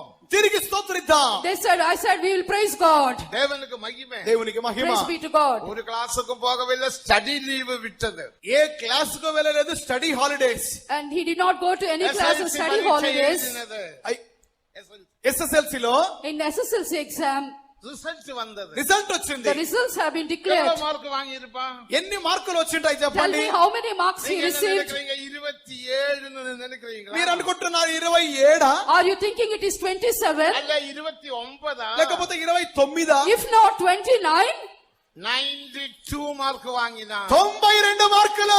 he received 92 marks. நமது தேவன் ஆசீர்வதிக்கும் தேவன். మన దేవుడు ఆశీర్వదించువాడు. Our God is a God who blesses his people. அவன் பிசிக்ஸ் எடுத்து +2 படித்து முடித்தான். తర్వాత ఫిజిక్స్ తీసుకొని +2 చదివాడు. After that, he studied physics and finished engineering +2. படித்தான். ఇంజనీరింగ్ He finished చదివాడు. his engineering. எம்டெக் முடித்தான். ఎంటెక్ He చదివాడు. finished MTech. இப்ப கிட்ட 1 லட்சம் ரூபாய்க்கு பூனாவில் வேலை செய்கிறான். ఇప్పుడు సుమారుగా ఒక నెలకు 1 లక్ష రూపాయల జీతానికి పూనాలో పనిచేస్తున్నాడు. Now he is working in Pune for 1 lakh rupees of salary. பெற்றோர்களே, பிள்ளைகளை ஆசீர்வதியுங்கள். తల్లిదండ్రులారా పిల్లలను ఆశీర్వదించండి. Parents, bless your children. உங்கள் சத்துருக்களை ஆசீர்வதியுங்கள். శత్రువులను You ఆశీర్వదించుడి. bless all your enemies. இயேசு ஆசீர்வதித்தார். యేసు Jesus ఆశీర్వదించున్నాడు. has blessed. அப்படியே மேலே போகும்போது ఆ విధముగా పైకి వెళ్తున్నప్పుడు While he was ascending up, அப்போஸ்தல நடபடிகள் 1 அதிகாரம் 11 வசனத்தை வாசிக்கும் போது అపోస్తల కార్యములు 1:11 నందు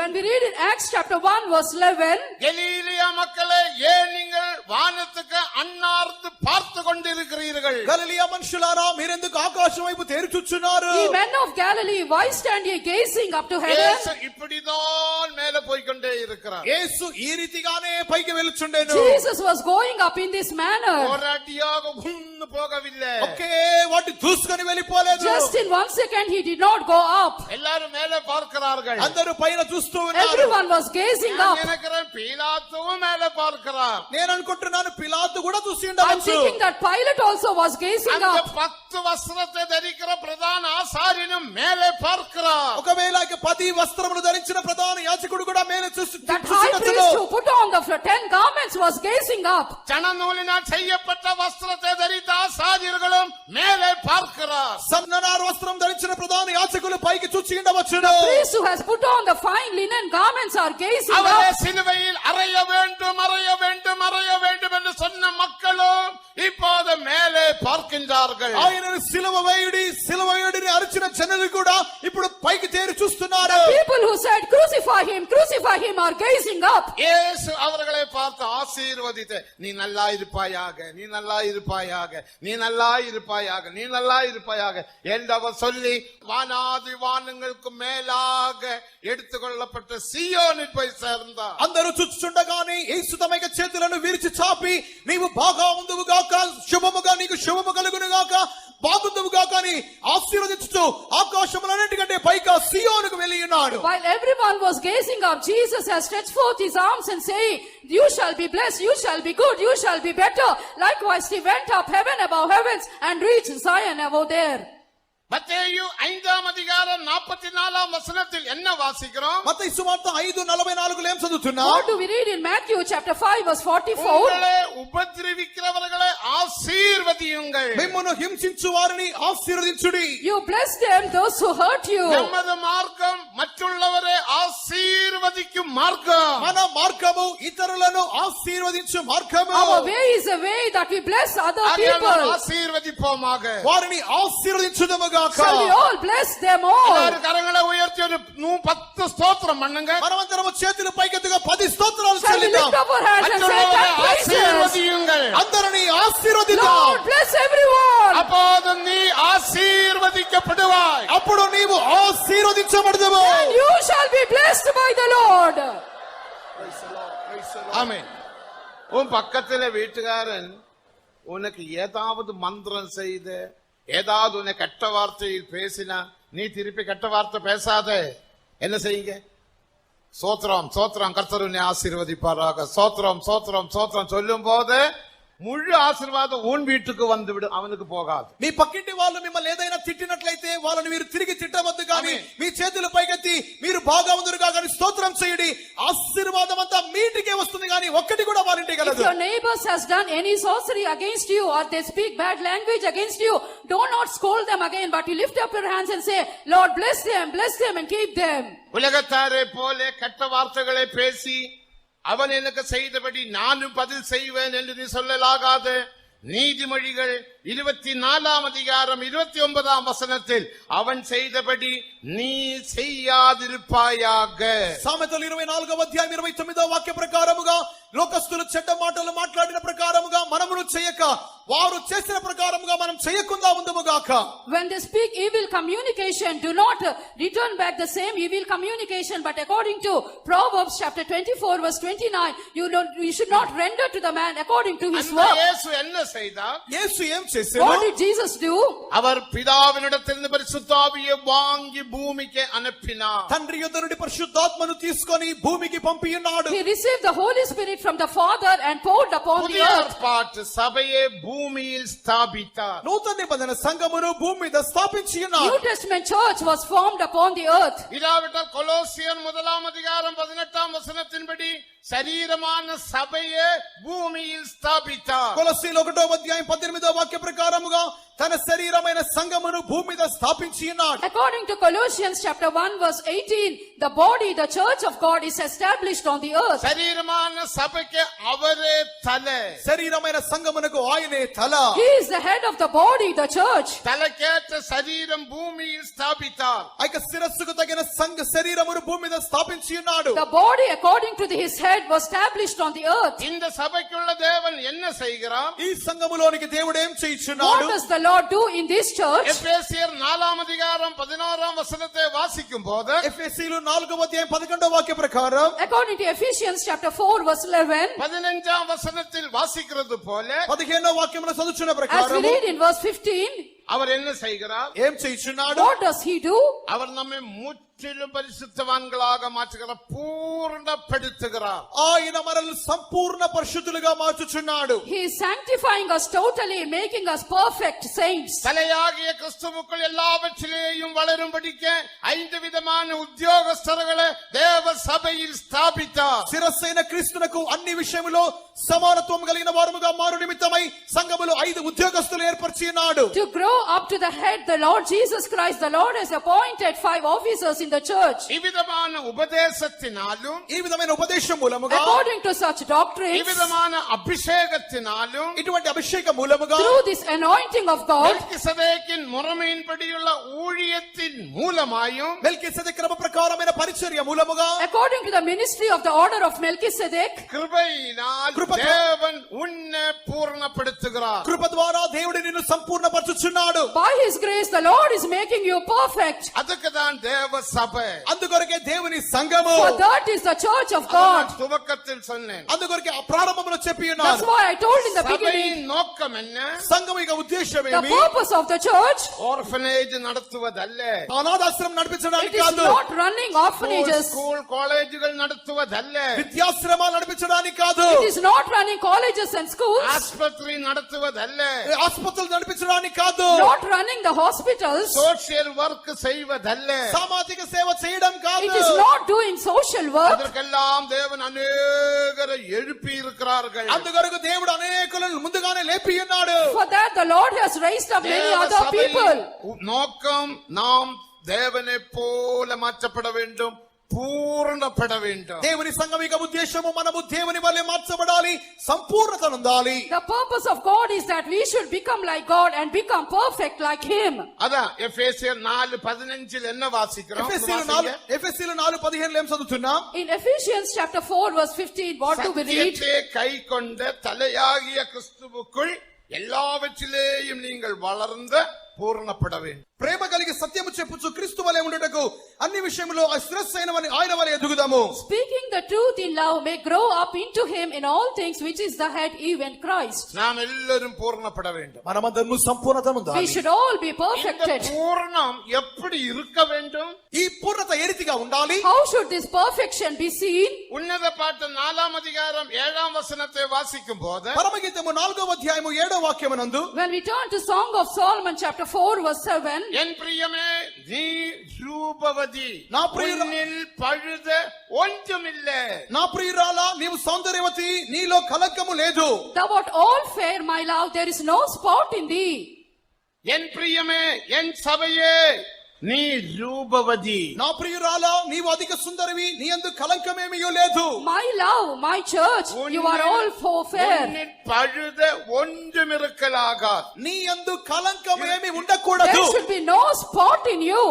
அதுதான் பரிசுத்த பவுல் சொல்லும் போது, అది కూడా పరిశుద్ధ పౌలు When చెప్పుచున్నప్పుడు, St. Paul says about this, எபேசியர் 5 அதிகாரம் 27 வசனத்தின்படி, ఎఫెసీయులు 5వ అధ్యాయం 27వ వాక్య ప్రకారం, according to Ephesians chapter 5 verse 27, கர திரு முதலானது ஒன்றுமில்லாமல் பிழையற்ற மகிமையுள்ள சபை தமக்கு முன் நிற்கும்படியாக இயேசு கிறிஸ்து கல்வாரியில் தம்மை தாமே ఒప్పు கொடுத்தார். కలంకమైన ముడత అయినది మరి ఏదైనా లేక పరిశుద్ధమైనది గాను నిర్దోషమైన మహిమ కలిగి సంఘముగా నిలబెట్టుకు తనను తాను అప్పగించుకొనెను. Jesus gave Himself for a glorious church, not having spot or wrinkle, but it should be holy and without blemish. இதுதான் 100 என்ற அர்த்தம். ఇదే 100 అనే అర్థము. This is the meaning of 100. அது மட்டுமல்ல, అంత మాత్రం కాక Not only that, இயேசுவும் ஒரு விளக்கம் சொன்னார். యేసు కూడా ఒక వివరణ ఇచ్చాడు. Jesus also gave an explanation. மத்தேயு 13 அதிகாரம் 23 வசனத்தை வாசிக்கும் போது, మత్తయి సువార్త 13:23 ప్రకారం, According to Matthew the Gospel 13:23, விதைக்கிறவனுடைய உபமையில் అక్కడ విత్తువాని ఉపమానములో in the parable of the sower, ஒருவன் விதையை விதைக்க புறப்பட்டான். ఒకడు విత్తనము విత్తుటకు బయలుదేరాను. a sower went to sow அது seeds. நல்ல நிலத்தில் விழுந்தது. మంచి నేలలో పడెను. Some seeds fell into good ground. அது முளைத்து கனி கொடுத்தது. అది మొలచి ఫలమిచ్చెను. It sprouted forth and gave fruit. 100 ఒకటి 100 అంతలు 100 ഇനി fold, ഉണ്ട് 60, మరి ఒకటి 60 అంతలు next a 60 ഇനി fold, ഉണ്ട് 30. మరి ఒకటి 30 అంతలు next a 30 fold. ഫലം കൊടുത്തത്. ఫలమిచ్చెను. It gave fruit in ഇതിന്റെ that അർത്ഥം way. என்ன? దీని అర్థమేమి? What is the meaning of this? தேவனுடைய வசனத்தினால், దేవుని వాక్యం వలన, By the word of God, தேவனுடைய உபதேசத்தினால், దేవుని ఉపదేశం వలన according to the doctrine of God, ഒരു ഗ്രൂപ്പ് ജനങ്ങൾ 100ാக മാറ്റപ്പെടും. ఒక గుంపు జనులు 100గా మార్చబడుచున్నారు. one group of people will become 100 out അവരാണ് of 100. പരലോകത്തിലെ സിയോനും യെരൂശലേമും. అదే పరలోకములో సియోను నూతన యెరూషలేము. They are seen as Zion and New ഇനി ഒരു Jerusalem. ഗ്രൂപ്പ് ജനങ്ങൾ 60ാக മാറ്റപ്പെടും. ఇంకొక గుంపు జనులు 60గా And మార్చబడుచున్నారు. some will be 60 fold. அதுதான் பரலோகத்திலே புதிய வானம். అదే పరలోకములో నూతన ఆకాశము. It typifies the new heaven. இன்னும் சில ஜனங்கள் 30ாக மாற்றப்படும். మరికొంతమంది జనులు 30గా And 30గా some మార్చబడుచున్నారు. others 30 fold. அதுதான் பரலோகத்திலே புதிய பூமி. అదే పరలోకములో నూతన భూమి. In heaven they show the new அது earth. என்னையும் உங்களையும் தேவன் அழைத்தது 100க்கும் 100 விளைவு கொடுக்கும்படியா. దేవుడు మిమ్మును నన్ను పిలిచిన ఉద్దేశము 100కి 100 ఫలించుటకు. But God called you and me to give forth 100 fold fruit. ஏதிலெல்லாம் பூர்ணப்பட வேண்டும்? దేనిలో సంపూర్ణత నొందాలి? In what things we must be perfected. 1 யோவான் 4:18 మొదటి యోహాను 4:18 ప్రకారం According to 1 John chapter 4 verse 18, அன்பில் பூர்ணப்பட வேண்டும். ప్రేమలో పరిపూర్ణులుగా మారవలెను. we should be perfected in love. யாக்கோபு 2:22 యాకోబు 2:22 ప్రకారం According to James chapter 2 verse 22, விசுவாசத்தில் பூர்ணப்பட வேண்டும். విశ్వాసములో సంపూర్ణత నొందాలి. we should be perfected in faith. 2 கொரிந்தியர் 7:1 రెండవ కొరింథీయులు 7వ అధ్యాయం మొదటి వాక్య ప్రకారం According to 2 Corinthians chapter 7 verse 1, பரிசுத்தத்தில் பூர்ணப்பட வேண்டும். పరిశుద్ధతలో సంపూర్ణత నొందాలి. we should be perfected in holiness. கொலோசியர் 4:12 కొలస్సీలు 4:12 ప్రకారం According to Colossians chapter 4 verse 12, சித்தமான எல்லாவற்றிலேயும் பூர்ணப்பட வேண்டும், தேறினவனாக மாற்றப்பட வேண்டும். దేవుని చిత్తమైన సమస్తమైన కార్యములో పరిపూర్ణులుగా మారవలెను. we should become perfected in all the will of God. அன்பிலும் விசுவாசத்திலும் பரிசுத்தத்திலும் தேவ சித்தமான எல்லாவற்றிலும் பூர்ணப்படும் போது நாம் பூர்ண மனுஷனாக மாற முடியும். ప్రేమ, విశ్వాసము, పరిశుద్ధత, దేవుని చిత్తమైన సమస్తమైన కార్యములో మనము సంపూర్ణులుగా మార్చబడినప్పుడు మహిమ పొందుచున్నాము. When we are perfected in love, faith and holiness, and then we become perfected in the will of God, we shall be totally perfected. ஒரு விஷயத்தில் நீ குறைந்து போனால், ఒక్క విషయములో తగ్గినప్పటికీ If you lack in one thing, இப்ப மருந்து எடுத்து உன் விசுவாசம் பலவீனப்பட்டால், మందులు తీసుకొని నీ విశ్వాసం బలహీనపడితే, if you take medicine and your faith is weakened, உன் கஷ்ட வேளையில் நீ கடன் வாங்கினால், నీ కష్ట సమయంలో అప్పు తీసుకుంటే, in your time of difficulty, if you take debt, சந்தர்ப்ப சூழ்நிலைக்கு ஏற்றபடி பரிசுத்தப்படாத சுபாவத்தை வெளிப்படுத்தினால், సందర్భ పరిస్థితుల ప్రకారముగా పరిశుద్ధపరచబడిన స్వభావములు బయలుపరిస్తే, according to the situation, if you reveal unsanctified natures, 100க்கு 100 மார்க் வாங்க முடியாது. 100కి 100 మార్కులు పొందలేము. you cannot receive 100 out of 100. கைவிடப்படுவார்கள். అప్పుడు మనం చెయ్యి వదిలిపెట్టబడదుము. Then we will be left behind. ஆகையால் 100க்கு 100 மார்க் வாங்கி புதிய எருசலேம் சீயோனாக மாறுபடிக்கு நாம் நம்முடைய பயணத்தை தொடர்ந்து செய்வோமாக. కావున 100కి 100 మార్కులు పొందుకొని సియోనును దర్శనముగా మార్చబడు నిమిత్తమై మనకి ప్రయాణమును ముందుకు కొనసాగించుదాము. That's why shall we receive 100 out of 100 and journey to Zion and New Jerusalem. நிச்சயமாக பூர்ணப்பட முடியும். నిశ్చయముగా సంపూర్ణత నొందగలము. Surely we can be perfected. என்னை அழைத்ததான இயேசுவுக்குள் என் பூர்ணம் காணப்படுகிறது. నన్ను పిలిచిన నా యేసులో నా సంపూర్ణత కనబడుచున్నది. My perfection is seen in Jesus who called me. அதுக்கு நாம் வளர்ந்தால் போதும். అందుకు మనం ఎదుగుతే చాలును. It is suffice if we grow to that 2 extent. பேதுரு 3:18 రెండవ పేతురు 3వ అధ్యాయం 18వ వాక్య ప్రకారం According to 2 Peter chapter கர்த்தராகிய 3 இயேசு 18, கிறிஸ்துவின் கிருபையிலும் அவரை அறிகிறதான அறிவிலும் வளருங்கள். ప్రభువును రక్షకుడైన యేసుక్రీస్తు అనుగ్రహించు కృప యందును జ్ఞానమందును అభివృద్ధి నొందుడి. we should grow in the grace of God and in the knowledge of our Lord Jesus. ஆகையால் தேவன் வெளிப்படுத்திய சத்தியத்தின்படி நாம் జీవిపోం బలెరుவோமாக. కావున దేవుడు బయలుపరిచిన సత్య జ్ఞాన ప్రకారముగా మనము జీవించుదాము, ఎదుగుదాము. Shall we live according to the truth of God revealed to us and grow in that truth? அந்த பூர்ணத்துக்காக நாம் கரங்களை உயர்த்தி கொஞ்ச நேரம் ஸ்தோத்திரம் ఆ பண்ணுவோம். సంపూర్ణత కొరకు మనం చేతులు పైకెత్తి కొంచెం సేపు దేవుని For స్తుతించేద్దాము. that perfect direction shall we lift up our hands and praise God. சோத்ரம் சோத்ரம் சோத்ரம் சோத்ரம் சோத்ரம் கிருப கிருப கிருப கிருப கிருப கிருப பெருகட்டும் கிருப பெருகட்டும் கிருப பெருகட்டும் கிருப பெருகட்டும். அடுத்து 100 கல்ல கோதுமை, 100 தூமுல கோதுமை. Then we can see about 100 measures of wheat. கோதுமைக்கு பல பல விளக்கங்கள் உண்டு. గోధుమకు పలు వివరణలు కలవు, అర్థములు కలవు. About wheat, it has many meanings in it. லேவியராகமம் 2ஆம் அதிகாரத்தை நாம் வாசிக்கும் போது లేవికాండము 2వ అధ్యాయమునందు When we turn to Leviticus chapter 2, அங்க போஜன பலியை குறித்து வாசிக்கிறோம். అక్కడ నైవేద్యం గురించి చూస్తున్నాం. we read about the meat offering. அப்போ கோதுமை என்பது ஒன்று தேவ சித்தம் என்ற விஷயத்தை வெளிப்படுத்துகிறது. ఒకటి గోధుమ అన్నది దేవుని చిత్తం చేయుట కార్యం చూపుచున్నది. When we say about wheat, it shows doing the will of God. அது நான் இப்போது எடுக்க போகிறது. ఇప్పుడు దాన్ని నేను తీసుకోబోటలేదు. Now I am not going to speak இனி about it. கோதுமைக்கு அடுத்த விளக்கம், తర్వాత గోధుమకు తర్వాత అర్థము. A second meaning for wheat. இந்த கோதுமை அதை இடித்து இடித்து இடித்து இடித்து இடித்து நேரிய மாவாக மாற வேண்டும். ఆ యొక్క గోధుమలన్నవి దంచబడి దంచబడి దంచబడి అది మెత్తని పిండిగా మారవలెను. This wheat should be pounded and become fine flour. அப்போ பாடுபடுகிற அனுபவத்தை வெளிப்படுத்துகிறது. శ్రమ పొందే అనుభవాన్ని చూపుచున్నది. It shows experience of sufferings. பாடுபடுகிற விஷயத்திலும் நீ 100க்கு 100 காணப்பட வேண்டும். శ్రమ పొందే విషయములో కూడా 100కి 100 మార్కులు పొందాలి. In the matter of sufferings, you should receive 100 out of 100. தேவனுக்கு மகிமை. దేవునికి మహిమ. Praise be to God. ஆவியிலும் பாடுபட வேண்டும், சரீரத்திலும் பாடுபட வேண்டும், ஆத்மாவிலும் சுபாவ பகுதியிலும் பாடுபட வேண்டும். ఆత్మ, జీవము, శరీరము అన్ని విషయములోను స్వభావములోను శ్రమ పొందాలి. We should suffer in our mind, the spirit, the soul and body. சரீரத்தில் பாடுபடுவார். కొంతమంది శరీరములో శ్రమ పడతారు. Some will suffer in their body. Convention நாட்களில் அநேக வேலைகள் செய்கிறார். కొంతమంది కన్వెన్షన్ జనాల్లో చాలా పనులు In చేస్తుంటారు. these days of convention, many work hard for the அதே convention. இடத்தை போய் பார்த்தா 2 பேருக்கு சண்டைகள் வருகிறதும் பார்க்கலாம். కానీ అదే స్థలములో ఇద్దరికి కొట్లాటలు వచ్చేది కూడా చూడగలం. At the same time, we can see quarrel going about them. மனவருத்தங்கள் வருகிறது. వారికి దుఃఖములు కలుగుచున్నవి. And they will be grieved for many matters. Convention முடித்த பிறகு కన్వెన్షన్ తర్వాత After the convention, இது தீர்க்கிறதுக்கு தான் சில இடத்தில் நேரம். దీనిని తీర్చడానికి కొన్ని సమయంలో ఉన్న సమయం పోతుంది. it takes much time to solve their நீ problems. தேவனுடைய வீட்டில் தேவனுக்காக சரீரத்தின்படி பாடுபடுகிறீங்க, உங்களுக்கு மன வருத்தம் வருகிறது எப்படி? మీరు దేవుని ఇంటిలో దేవుని కొరకు శరీరములో శ్రమ పొందుచున్నారు, బాగుగానే ఉంది.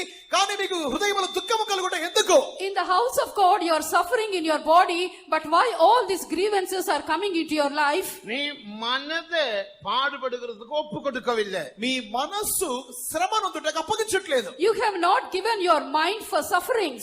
சரீரத்தில் நான் ஒரு வேலை செய்வது போல శరీరములో నేను ఒక పని చేయించిన రీతిగా As I am doing a work in my body, மனதிலும் அதே போல வேலை செய்யலாம். మనస్సులో కూడా ఆ రీతిగానే పని చేయవచ్చును. even in the mind, I can do the same work.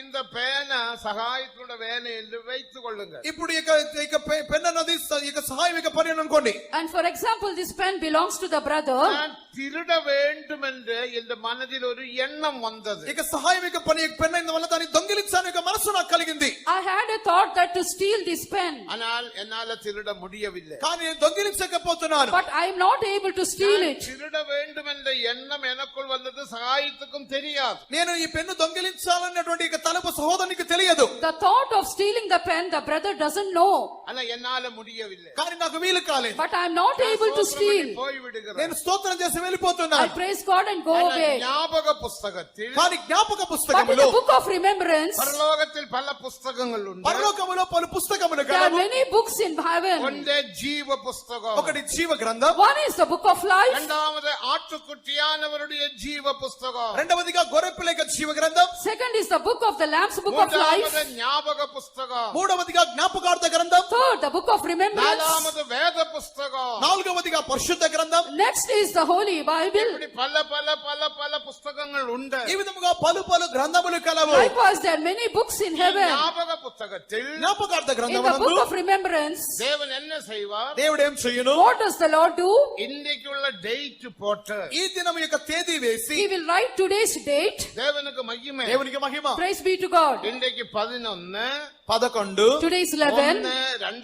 2020 நீ சகாயத்தினோட பேனையை திருடியாச்சு என்று எந்த பேரில் எழுதி வைப்பார். 11/1/2020 సహాయం పెన్నును దొంగిలించామనే కార్యము రాసి పెట్టును.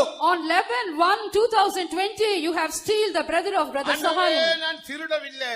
కానీ నేను నిజముగా But దొంగిలించలేదు. I have not steal his உங்க pen. மனதில் அந்த எண்ணம் வந்ததுண்டா இல்லையா? మనస్సులో ఆ తలంపు వచ్చిందా లేదా? But a thought came in my mind, is it not? இது முக்கியமான விஷயம். ఇది చాలా ముఖ్యమైన కార్యం. This is an நீ important thing. சரீரத்தில் பல வேலைகள் செய்யலாம். నీవు శరీరంలో పలు పనులు We చేయవచ్చు. may do many works in நீ the body. சரீரத்தை பாதுகாக்கலாம். నీ శరీరాన్ని కాపాడుకోవచ్చు. You can preserve your body. சரீரத்தில் தவறுகள் செய்யாமல் நீ பாதுகாக்கலாம். శరీరములో తప్పులు చేయకుండా నీవు కాపాడుకోవచ్చును. You may preserve your body from doing ஆனா mistakes. உன்னுடைய மனதில் அவிதமான தவறுகள் வந்தால், కానీ నీ మనస్సులో అటువంటి తప్పులు వస్తే, If such mistakes come in your mind, பலவிதமான பாபத்தின் எண்ணங்கள், పలు విధముల పాప తలంపులు, such sinful thoughts, பாவ சிந்தனை, పాప యోచనలు, sinful thoughts of சுய mind, சித்தம், సొంత చిత్తము, the self-will, பாவ தியானங்கள், పాప ధ్యానము, meditation of sin, பாவ நினைவுகள், పాప జ్ఞాపకములు, remembrance of sin. இப்படி ஒரு அட்டவணையை நாம் வேதத்தில் வாசிக்கிறோம். ఒక పెద్ద పట్టికనే మనం వాక్యంలో చదువుతున్నాం. We read such a list in the word of God. இவ்விதமான காரியம் உன் மனதுக்குள் வந்தால், ఇటువంటి కార్యములు నీ మనస్సులో వస్తే, If such things come into your நீ mind, மனதில் பாவம் செய்கிறாய். నీవు మనస్సులో పాపం you చేయుచున్నావు. are committing sin in your அது mind. அந்த ஞாபக புத்தகத்தில் எழுதப்படும். అది జ్ఞాపకార్థ గ్రంథములో రాయబడును. It will be written in the book of remembrance. நீ ஒருவனை குற்றப்படுத்தி பேசலாம். నీ ఒకరి మీద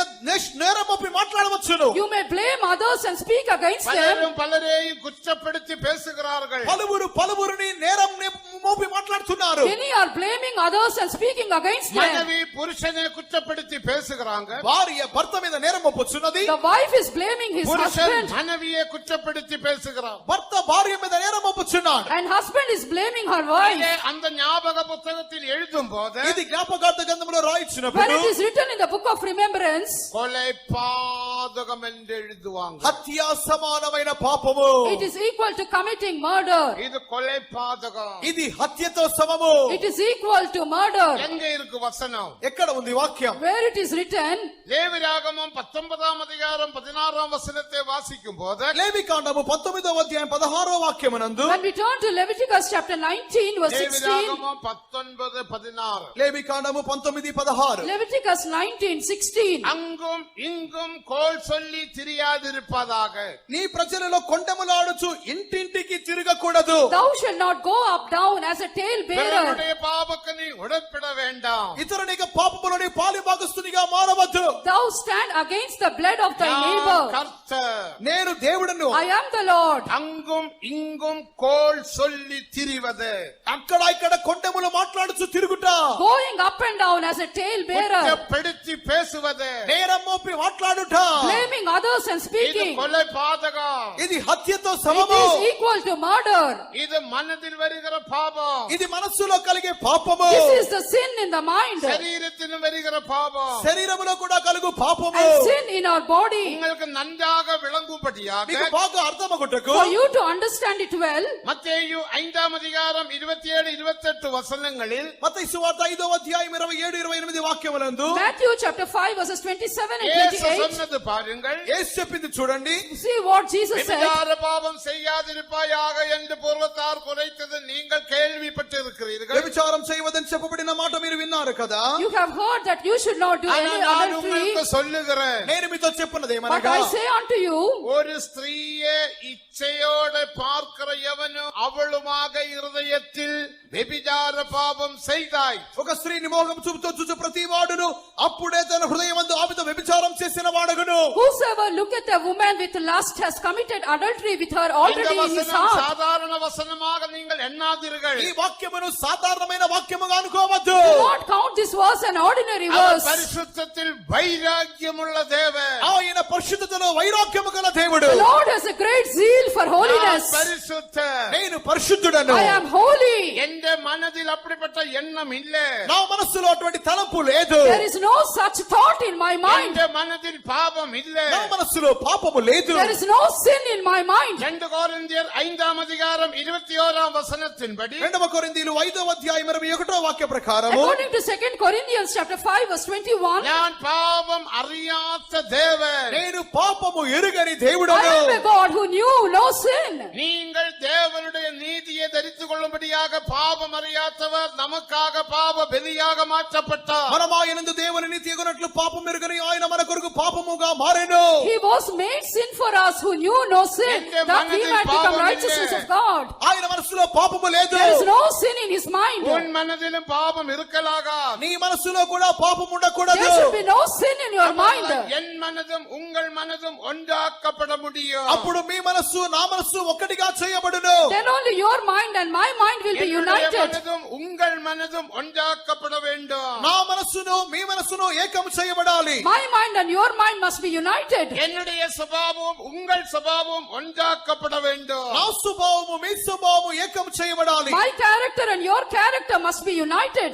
அதனாலதான் யோவான் 17ஆம் அதிகாரம் 21ஆம் வசனத்தை வாசிக்கும் போது అందుకొరకే యోహాను 17:21 నందు That's why in John the Gospel 17:21, பிதாவே நானும் நீரும் ஒன்றாயிருக்கிறது போல இவர்கள் நம்மில் ஒன்றாகும்படி இவர்களுக்காக வேண்டுதல் செய்கிற తండ్రి నీవును నేనును ఏకమైయున్నలాగున వీరును మన యందు ఏకమైయుండవలనని నేను వీరి కొరకు ప్రార్థించుచున్నాను. Father, as we are one, I pray that they are also one with us. தேவனுக்கு மகிமை. దేవునికి మహిమ. Praise be to God. ஆகையால் மனதில் பாடுபட நாம் ஒப்பு கொடுக்க வேண்டும். కావున మనస్సులో శ్రమనందుటకు అప్పగించుకోవాలి. That's why we should give our mind to sufferings. மனதில் பாடுபடும் போது మనస్సులో శ్రమనందినప్పుడు When we suffer in our mind, இருதயத்தில் பாடுபடும் போது హృదయములో శ్రమనందినప్పుడు when we suffer in our heart, சரீரத்தில் பாடுபடும் போது శరీరములో when శ్రమనందినప్పుడు we suffer in our body, முதலாம் பேதுரு 4ஆம் அதிகாரம் முதல் 2 வசனத்தின்படி మొదటి పేతురు 4వ అధ్యాయం మొదటి 2 వాక్య ప్రకారముగా according to 1 Peter chapter 4 verses 1 and 2, பாடுபடுகிற சிந்தை உங்கள் ஆயுதமாயிருப்பதாக.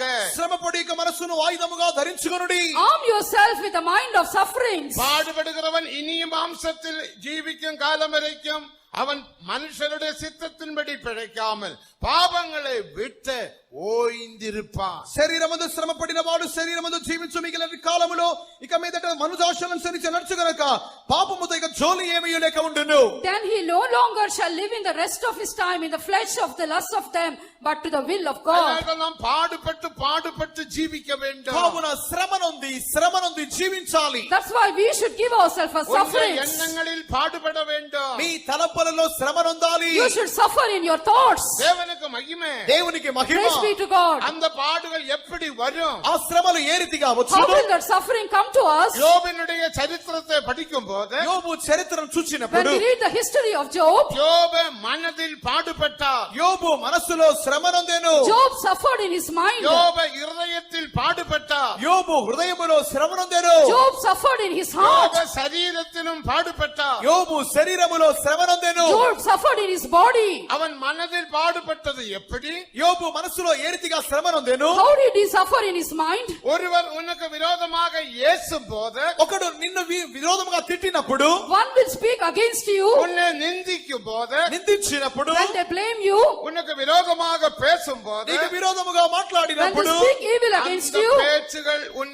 மனதை தாக்கும். ఆ మాటలు నీ మనస్సును తాకును. all such words will prick your mind. யோபினுடைய மனைவி அவனுக்கு விரோதமாக பேசினார். యోబు ఇక స్నేహితులు అతనికి విరోధముగా మాట్లాడి ఉన్నారు. Friends of Job spoke against Job. இனியாவது உன் பக்தியை நீ விட்டு விடு. ఇక మీదటైనా నీ భక్తిని వదిలిపెట్టుము. At least now you leave your நீ godliness. தேவனை புச்சித்த அவரை இந்த ஜீவனை நீ விட்டுவிடு என்று மனைவி யோபுக்கு சொன்னார். దేవుని దూషించి మరణము కమ్ము అని యోబు భార్య యోబును నిందించినది. Curse God and die, said Job's wife to him. தூஷிப்பது பிசாசனுடைய காரியம். దూషణ అపవాది కార్యము. Cursing and blaspheming is the work of Satan. வெளிப்படுத்தினால் 13ஆம் அதிகாரம் 4ஆம் வசனத்தை வாசிக்கும் போது ప్రకటన 13వ అధ్యాయము 4వ వాక్యమునందు When we read Revelation chapter 13 verse 4, அந்தி கிறிஸ்துவுக்கு தூஷிக்கிற வாய் கொடுக்கப்பட்டது. ఆ యొక్క అంత్యక్రీస్తునకు దూషణకరమైన నోరు ఇవ్వబడెను. when we see the Antichrist, the mouth of blaspheming is given to him. உபத்திரவ காலத்தில் శ్రమల కాలములో During the tribulation, வெளிப்படுத்தினால் 16ஆம் அதிகாரத்தில் வாசிக்கும் போது ప్రకటన 16వ In అధ్యాయమునందు Revelation chapter 16, 3 இடத்தில் வாசிக்கிறோம். 3 స్థలములో చదువుతున్నాం. we read in 3 அந்த places, ஜனங்கள் பாடுபட்ட போது தேவனை தூஷித்ததே அல்லாமல் மனம் திரும்பவில்லை. ఆ యొక్క జనులు శ్రమ నొందినప్పుడు వారు దేవుని దూషించిరే గాని క్రియలను మారి మారుమనసు పొందలేదు. when they were going through such things, they blasphemed the God, but they did not glorify God. தூஷிப்பது, நிந்திப்பது, குற்றம் சொல்லுவது பிசாசனுடைய விஷயம். దూషించుట, నిందించుట, నేరము మోపుట అపవాది కార్యము. Blaspheming, cursing and blaming is the work of தேவனை Satan. தூஷித்த உன் ஜீவனை விட்டுவிடு. దేవుని దూషించి మరణము కమ్ము. Curse God and die, she said. ஜீவனை விடுகின்றது தற்கொலை செய். మరణము కమ్ము అంటే ఆత్మహత్య చేసుకోనము. When she said die, you commit suicide. தேவனுக்கு மகிமை. దేవునికి మహిమ. Praise be to God. தற்கொலை செய்தால் நித்திய நரகத்தில் போவாய். ఆత్మహత్య చేసుకుంటే నిత్య నరకానికే వెళ్దురు. If you commit suicide, you will go to eternal hell. நீதிபதிகள் 8ஆம் அதிகாரம் கடைசி வசனத்தை வாசிக்கும் போது సామెతలు 8వ అధ్యాయం చివరి వాక్యమునందు When we turn to Proverbs chapter 8 was last verse, என்னை வெறுக்கிற யாவரும் మరణத்தை విరుపుகிறார்கள். నన్ను నా యందు అసహ్యపడు వారందరూ మరణమును స్నేహించుదురు. those who hate me shall love death. ஆகையால் மனைவி தூஷித்த வேளையில் భార్య దూషించినప్పుడు When his wife blasphemed யோபு him, என்ன சொன்னார்? యోబు ఏం చేస్తున్నాడు? what did Job say? விரோதமாக தூஷிக்கவில்லை. బదులుకు దూషించలేదు. He did not curse or blaspheme நீ ஒரு again. பைத்தியக்காரியை போல பேசுகிறார். தேவனிடத்திலிருந்து நன்மையை பெற்ற நாம் தீன்மையே பரலாகாதா? పిచ్చి దాని వలె మాట్లాడుతున్నావు. దేవుని యొద్ద నుండి మేలు పొందిన వరము కీడును అనుభవించకూడదా? Thou speakest as a foolish woman. What shall we receive good at the hand of the Job Lord? in Shall we Pustakam- not receive evil? யோபின் புஸ்தகம் 2ஆம் அதிகாரம் 10ஆம் வசனத்தில் என்ன வாசிக்கிறோம்? యోబు 2వ అధ్యాయం 10వ వాక్యం ఏం చదువుతున్నాం? What do we read in Job chapter 2 இவை verse 10? எல்லாவற்றிலேயும் யோபு தன் உதடுகளினால் பாவம் செய்யவில்லை. వీటన్నిటిలోనూ యోబు తన నోటి మూలముగా పాపము చేయలేదు. In all this did not Job sin with his lips. எவ்வளவும் பேசினாலும் ఎంతగా మాట్లాడినప్పటికీ How much they spoke against யோபின் him. மனதுக்கு மாற்றம் இல்லை. యోబు మనస్సుకు మార్పు లేదు. No change in the mind of Job. மனதே மாற்றப்படும் போது మనస్సు When మార్చబడినప్పుడు mind is changed, நமக்கு ஒரு முறுமுறுப்பு உண்டாகும். మనలో ఒక సనుగు కలుగును. there will be murmuring in us. முறுமுறுப்பு பெரிய பாவம். సనుగు గొప్ప పాపము. Murmuring is a great sin. 1 கொரிந்தியர் 10ஆம் அதிகாரம் 10ஆம் வசனத்தை வாசிக்கும் போது మొదటి కొరింథీ 10:10 నందు When we turn to 1 Corinthians 10:10, இஸ்ரவேல் மக்கள் வனாந்திரத்தில் முறுமுறுத்தது போல நீங்களும் முறுமுறுக்காதிருங்கள். ఇశ్రాయేలీలు అరణ్యములో సనిగినట్లుగా మీరు సనగకుడి.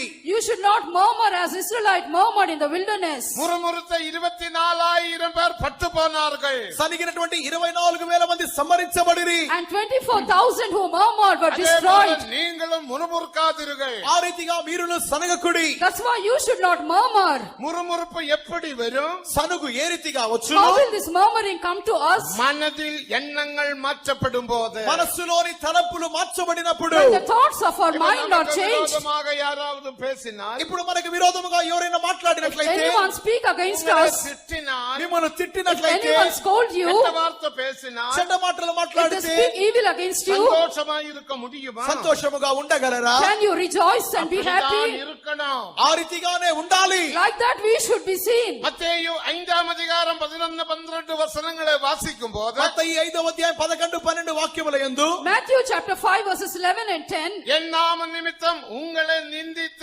துன்பப்படுத்தி பலவிதமான தீன்மையான மொழிகளை உங்கள் பேரில் சொல்வார்களானால் நீங்கள் சந்தோஷப்பட்டு களிகூறுங்கள், பரலோகத்தில் உங்கள் பலன் மிகுதியாயிருக்கும். నా నిమిత్తము జనులు మిమ్మల్ని నిందించి హింసించి మీ మీద అబద్ధముగా చెడ్డ మాటలు ఎలా పలుకున్నప్పుడు మీరు ధన్యులు, సంతోషించి ఆనందించుడి, పరలోకమందు మీ ఫలం అధికమగును. Blessed are they which are persecuted for righteousness' sake. Blessed are ye when men shall revile you, persecute you, and say all manner of evil against you falsely நமக்கு for பல my sake. துன்பங்கள் துயரங்கள் வரக்கூடும். మనకు పలు విధములైన శ్రమలు హింసలు కలుగును. Many persecutions will come against 2 us. Timothy 3ஆம் அதிகாரம் 12ஆம் வசனத்தின்படி, 2 తిమోతి 3వ అధ్యాయం 12వ వాక్య ప్రకారం According to 2 Timothy chapter 3 verse 12, கிறிஸ்துவேசுவுக்குள் தேவ பக்தியாய் ஜீவிக்க மனதாயிருக்கிற யாவரும் துன்பப்படுவார்கள். క్రీస్తు యేసునందు సద్భక్తితో బ్రతుకును ఉద్దేశించు వారు హింసనందుదురు. all those who want to live godly shall be persecuted. ஆனால் பாடுகளுக்கு உன் மனதை நீ ஒப்படைத்தார், కానీ శ్రమలకు నీ మనస్సును అప్పగిస్తే But if you submit your mind to sufferings, அவர்கள் நிந்திக்கட்டும், వారు నిందించనివ్వండి, let them blaspheme you, அவர்கள் ஏசட்டும், వాళ్ళు తిట్టనివ్వండి. let them blame you. இப்படி நீ ஒப்பு கொடுத்தால் ఈ రీతిగా అప్పగిస్తే Like that, when you surrender yourself, அந்த சிலுவையில் இருந்து கிருபையானது உன்னை பார்த்து வரும். సిలువలో నుండి కృప నీ వైపుగా వచ్చును. then the grace of God flow from the cross of உன்னுடைய Calvary. எல்லா பாவங்களும் சிலுவையில் போய்விட்டது. నీ పాపములన్నీ సిలువలో వెళ్ళిపోయినవి. All your sins are taken upon the cross. எசேயா 45:22 என்ன வாசிக்கிறோம்? యెషయా 45:22 ఏం చదువుతున్నాం? What do we read in Isaiah chapter 45:22? பூமியின் எல்லையெங்கும் உள்ளோரே என்னை நோக்கி பாருங்கள். భూదిగంత నివాసులారా నా వైపు తేరి చూడుడి. All the people from the ends of the earth, look unto பூமியின் me. எல்லையெங்கும் உள்ளோரே என்னுடைய கல்வாரியை நோக்கி பாருங்கள். భూదిగంత నివాసులారా నా కల్వారిని తేరి చూడుడి. All the people from the ends of the earth, look unto the cross of Calvary. அப்பொழுது ரட்சிக்கப்படுவீர்கள். అప్పుడు రక్షణ పొందుదురు. Then ye shall be saved. நானே தேவன், வேற ஒருவனும் இல்லை. నేనే దేవుడను, మరి ఏ దేవుడును లేడు. I am God, there is none else. உன்னுடைய பாவங்கள் எல்லாம் கல்வாரியில் போய்விட்டது. నీ పాపములు కల్వారిలో తీర్చబడినవి. All your sins are taken to the cross of யாராவது Calvary. உன்னை நிந்தித்தால், ఎవరైనా నిన్ను నిందిస్తే, If anyone blame you, யாராவது உன்னை ஏசினால், ఎవరైనా తిట్టినట్లయితే, if anyone scold you, யாராவது உன்னை அபமானமாக பேசினால், ఎవరైనా నిన్ను అవమానకరముగా if మాట్లాడితే, anyone put you to shame, பொய்யாக பேசினால், అబద్ధముగా if they మాట్లాడినట్లయితే, speak lies against you, களவாக பேசினால், తప్పుగా if మాట్లాడినట్లయితే, they speak evil against you, உன்னை பேசுவதில்லை, கல்வாரியே பேசுகிறது. వారు నిన్ను మాట్లాడలేదు గాని కల్వారిని మాట్లాడుచున్నారు. they are not speaking about you, but speaking about Calvary. அந்த முறுமுறுக்கிற பழைய மனுஷன் கல்வாரியில் போய்விட்டது. ఆ సనుగుచున్నటువంటి ప్రాచీన పురుషుడు కల్వారిలో సిలువైబడి ఉన్నాడు. Old man, the murmuring man has gone to Calvary. இப்போது உனக்குள் இருக்கிற மனுஷன் புதிய மனுஷன். ఇప్పుడు నీలో ఉన్న మనుషుడు నూతన మనుషుడు. Now the man within you is a new man. மெய்யான நீதியிலும் பரிசுத்தத்திலும் தேவ சாயலாக சிருஷ்டிக்கப்பட்ட புதிய மனிதனை தரித்து கொண்டிருக்கிறீர்களே. నీతి యందును దేవునిగా సారూప్యమందును ఉన్నటువంటి నవీన పురుషుని మీరు ధరించుకొని ఉన్నారు. You have put on a new man created in righteousness and true அந்த holiness. திட்டுகிற மனுஷன், ஆயிரம் அதற்கு திட்டுகிற பதில் செய்கிற மனுஷன், ஏசுகிற மனுஷன், சீகரிக்கிற மனுஷன், இல்லைங்களே புச்சீகரிக்கிற மனுஷன் எல்லாம் கல்வாரியில் போய்விட்டது. ఈ విధముగా తిట్టుచున్నటువంటి మనుషుడు, దూషించువాడు, నిందించువాడు, అవమానపరచువాడు కల్వారి సిలువలోనికి వెళ్ళిపోయి ఉన్నాడు. The man who blasphemed you, the man who has scolded you, reviled you, and who has persecuted you has gone to Calvary. உனக்குள்ள இருக்கிற புதிய மனுஷன், నీలో ఉన్నటువంటి నవీన పురుషుడు, The man, new man within you. அவர் பேசட்டும், எனக்கு என்ன? వాడు మాట్లాడినవంటి నాకేంటి? Let him speak, what for me? அந்த வார்த்தை உன்னை தாக்காது. ఆ మాట నిన్ను ముట్టదు. That words will not touch you. தேவனுக்கு மகிமை. దేవునికి మహిమ. Praise be to God. இதுதான் நமது மார்க்கம். ఇదే మన మార్గము. This is our way. இனி அநேக விஷயங்கள் உண்டு. అనేక కార్యములు కలవు. There are many things to ஆகையால் speak. மனதில் பாடுபடும்படிக்கு நாம் ஒப்பு கொடுப்போமாக. కావున మనస్సులో శ్రమనంతటి అప్పగించుకుందాం. Shall we give our mind for sufferings? தேவனுக்கு மகிமை. దేవునికి మహిమ. Glory be to God. முன்காலத்தில் நமது சபைக்கு விரோதமாக எத்தனையோ பிரச்சனைகள், போராட்டங்கள், மரணங்கள், கொலைகள் சம்பவித்ததுண்டு. మొదటి దినములలో మనకి సంఘముకు విరోధముగా ఎన్నో పోరాటములు, కష్టములు, హింసలు, హత్యలు, దోపిడీలు సంభవించినవి. Once upon a time there were many things against our church. Many people have persecuted us, நமக்கு killed us. கேஸ் இல்ல, வழக்கு இல்ல, போலீஸ் இல்ல. అప్పుడు మనకు కేసు లేదు, వ్యాజ్యము లేదు, పోలీసు లేడు. Then there is no case for us, no police for us. காரணம் நமக்கு பழைய மனுஷன் இல்ல. ఎందుకనగా మనకు ప్రాచీన పురుషుడు లేడు. Because old man is not seen in us. நம்முடைய மனது புதிய மனது. మన మనస్సు నూతనమైన మనస్సు. Our mind is a new mind. ஆகையால் உன்ற மனதில் அபிஷேகம் இறங்கட்டும். కావున నీ మనస్సులో అభిషేకం దిగునుగాక. Let anointing descend in your mind. எபேசியர் 4:23 வாசிக்கிறது போல, ఎఫెసీయులు 4:23 వాక్య ప్రకారం, According to Ephesians 4:23, உங்கள் உள்ளத்திலே புதிதான ஆவி உள்ளவர்களாகி మీ చిత్త వృత్తి యందు నూతన పరచబడిన వారై, be renewed in the spirit of your mind. இப்படி உன்ற மனதை நீ பரிசுத்தப்படுத்தினால், ఈ విధముగా నీ మనస్సు నూతన పరచుకుంటే, If you sanctify your mind, தேவனுக்கு மகிமை. దేవునికి మహిమ. glory be to God. உன்ற மனதில் பரிசுத்தம் இருந்தால், నీ మనస్సులో పరిశుద్ధత ఉంటే, If there is holiness in your mind, நெகட்டிவாக பேசுகிற எந்த வார்த்தையும், எந்த காரியமும் நீ ஏற்றுக்கொள்ளாத. ప్రతికూలముగా మాట్లాడబడే ఏ మాటను నీవు అంగీకరించవు. You will not accept anything which is spoken negatively. நான் இந்த பைபிளை சகாயத்துக்கு கொடுக்கிறேன். ఇప్పుడు ఇక బైబిల్ నేను బ్రదర్ కి ఇస్తున్నాను. I give my Bible to this brother. இத வாங்கிக்கொள் சொல்லும் போது ఈ బైబిల్ తీసుకొని చెప్పినప్పుడు I will say to him, take this Bible. வேண்ட பாஸ்டர், எனக்கு வேண்ட பாஸ்டர். పాస్టర్ గారు నాకు వద్దు అంటున్నాడు. Then he will say, Pastor, I don't want it. இந்த சகாயம் வாங்கி கை இங்க வருது. இந்த சகாயம் வேண்டாம் வேண்ட பாஸ்டர். அப்ப அவரு வேண்டாம் வேண்டாம் வேண்டாம் சொன்ன இந்த பொருள் யாருக்கு? అతడు వద్దు అంటే ఈ వస్తువు ఎవరికి? When he says no, no, then who will this belongs to? சகாயம் வெச்சுக்கோ. ఇదో సహాయం తీసుకో I అంటున్నాను will నేను. say to him, take it, take எனக்கு it. வேண்டாம் எனக்கு வேண்டாம் எனக்கு வேண்டாம். నాకు వద్దు అంటున్నాడు. He will be saying, I don't want, I don't need. யாருக்கு? ఆ విధంగా ఈ వస్తువు ఎవరికి? Then this Bible belongs to whom? ஐயோ ஒண்ணுமே விளங்கவில்லையா? ఏమీ అర్థం కాలేదా? ஒண்ணுமே நீ சொல்லு, தெலுங்குல சொல்லு.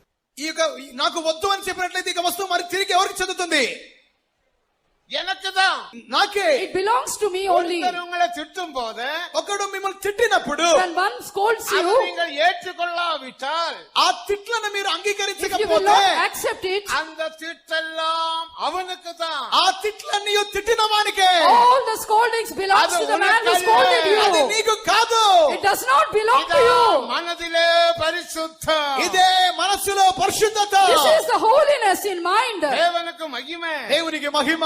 Glory be to God. அந்த நாட்களில் எத்தனையோ பேர்கள் நம்மை திட்டினார்கள், ஏசினார்கள், என்னெல்லாம் செய்தார்கள். ఆ దినములలో ఎంతో మంది మనల్ని తిట్టి ఉన్నారు, నిందించున్నారు, ఏమేమో చేసి ఉన్నారు. In those days many blamed me, ஆனால் blasphemed ஒன்றும் me. ஏற்றுக்கொள்ளவில்லை. కానీ దేనిని మేము తీసుకోలేదు. But I did not take any of those. இப்படி மனதில் பாடுபடுகிற பகுதியில் 100க்கு 100 நாம் காணப்பட ఈ வேண்டும். రీతిగా మనస్సులో శ్రమపడ్డ 100కి 100 మార్కులు పొందాలి. Like this, in the matter of mind of suffering, we should receive 100 out of 100. பாடுபட்டால் 18 ஆசீர்வாதங்கள். శ్రమను వదిలితే 18 ఆశీర్వాదములు. If we suffer, there are 18 blessings. அதில் ஒரு ஆசீர்வாதம் தான் நீ மாம்சத்தில் இருக்கும் நாள் வரைக்கும் மனுஷருடைய சித்தத்தின்படி பிழைக்காமல் பாவங்களை விட்டு ஓய்ந்திருப்பாய். దానిలో ఒక ఆశీర్వాదమే శరీరమందున్న కాలమంతయు మన దోషాలను అనుసరించి నడవక పాపముతో ఇక జోలి ఏమీ లేక ఉందాము.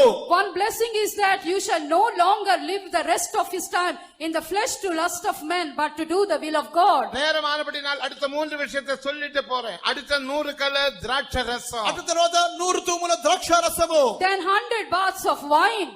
திராட்சை ரசம் என்பது ద్రాక్షారసం అన్నది When we say wine, 104 சங்கீதம் 14 வசனத்தில் 14-15 வசனத்தின் படி 104వ కీర్తన 14-15 వాక్య ప్రకారము Psalm 104 verses 14 and அது 15, மகிழ்ச்சியை வெளிப்படுத்துகிறது. సంతోషమును చూపుచున్నది. it shows joy. திராட்சை ரசம் மகிழ்ச்சி. ద్రాక్షారసము సంతోషమును చూపుచున్నది. Wine typifies நாம் joy. எப்போதும் மகிழ்ச்சியில் காணப்பட வேண்டும். మనం ఎల్లప్పుడూ సంతోషముతో ఉండాలి. We should always be seen with rejoicing.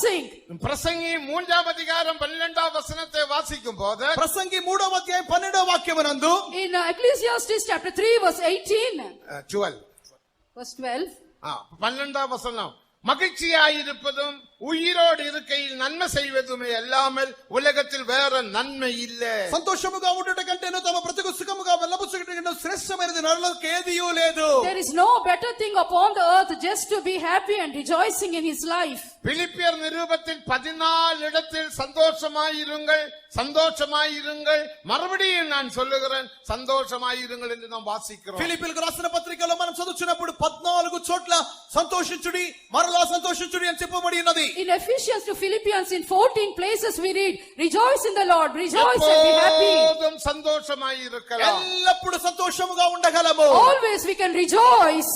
இதும் 18 விதத்தில் சந்தோஷமாயிருக்கலாம். 18 విధములుగా సంతోషముగా In ఉండగలం. 18 ways we can rejoice in the Lord. அப்போஸ்தலிக 7 உபதேசத்தில் சந்தோஷம். అపోస్తుల యొక్క 7 ఉపదేశములలో సంతోషము. Rejoicing in the 7 doctrines of apostles. மனம் திரும்பும் போது சந்தோஷம். మారుమనసు పొందినప్పుడు సంతోషం. When we repent we can rejoice. ஞானஸ்நானத்தில் சந்தோஷம். బాప్తిస్మములో సంతోషం. Joy in baptism. அபிஷேகத்தில் சந்தோஷம். అభిషేకములో సంతోషం. There is joy in anointing. தெய்வீக சுகத்தில் சந்தோஷம். దైవిక స్వస్థతలో సంతోషం. Joy in divine healing. healing, கிறிஸ்துவுக்காக பாடுபட்டு ஜீவிக்கிறதில் சந்தோஷம், క్రీస్తు కొరకు శ్రమపడి జీవించడంలో సంతోషం, joy in the life of sufferings for Christ, பரிசுத்தாவியினால் முற்றிலும் பரிசுத்தமாக்கப்படுவதில் சந்தோஷம், పరిశుద్ధాత్మలో సంపూర్ణంగా పరిశుద్ధపరచబడే సంతోషం, when we are totally sanctified by the Holy Spirit, there is a joy.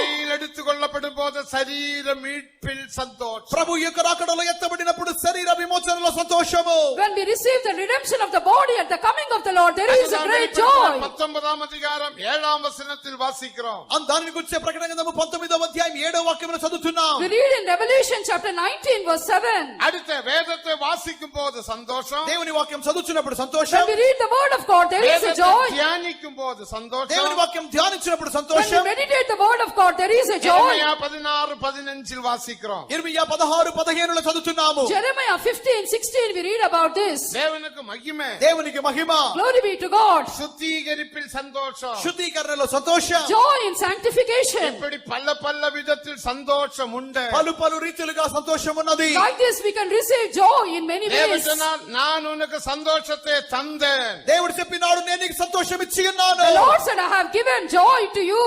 இப்போது நீ எப்படி இருக்கிறாய்? ఇప్పుడు నీవు ఏ రీతిగా ఉన్నావు? Now how are you seen? என் சந்தோஷம் எங்கே? నేను నీకు ఇచ్చిన సంతోషం ఎక్కడ?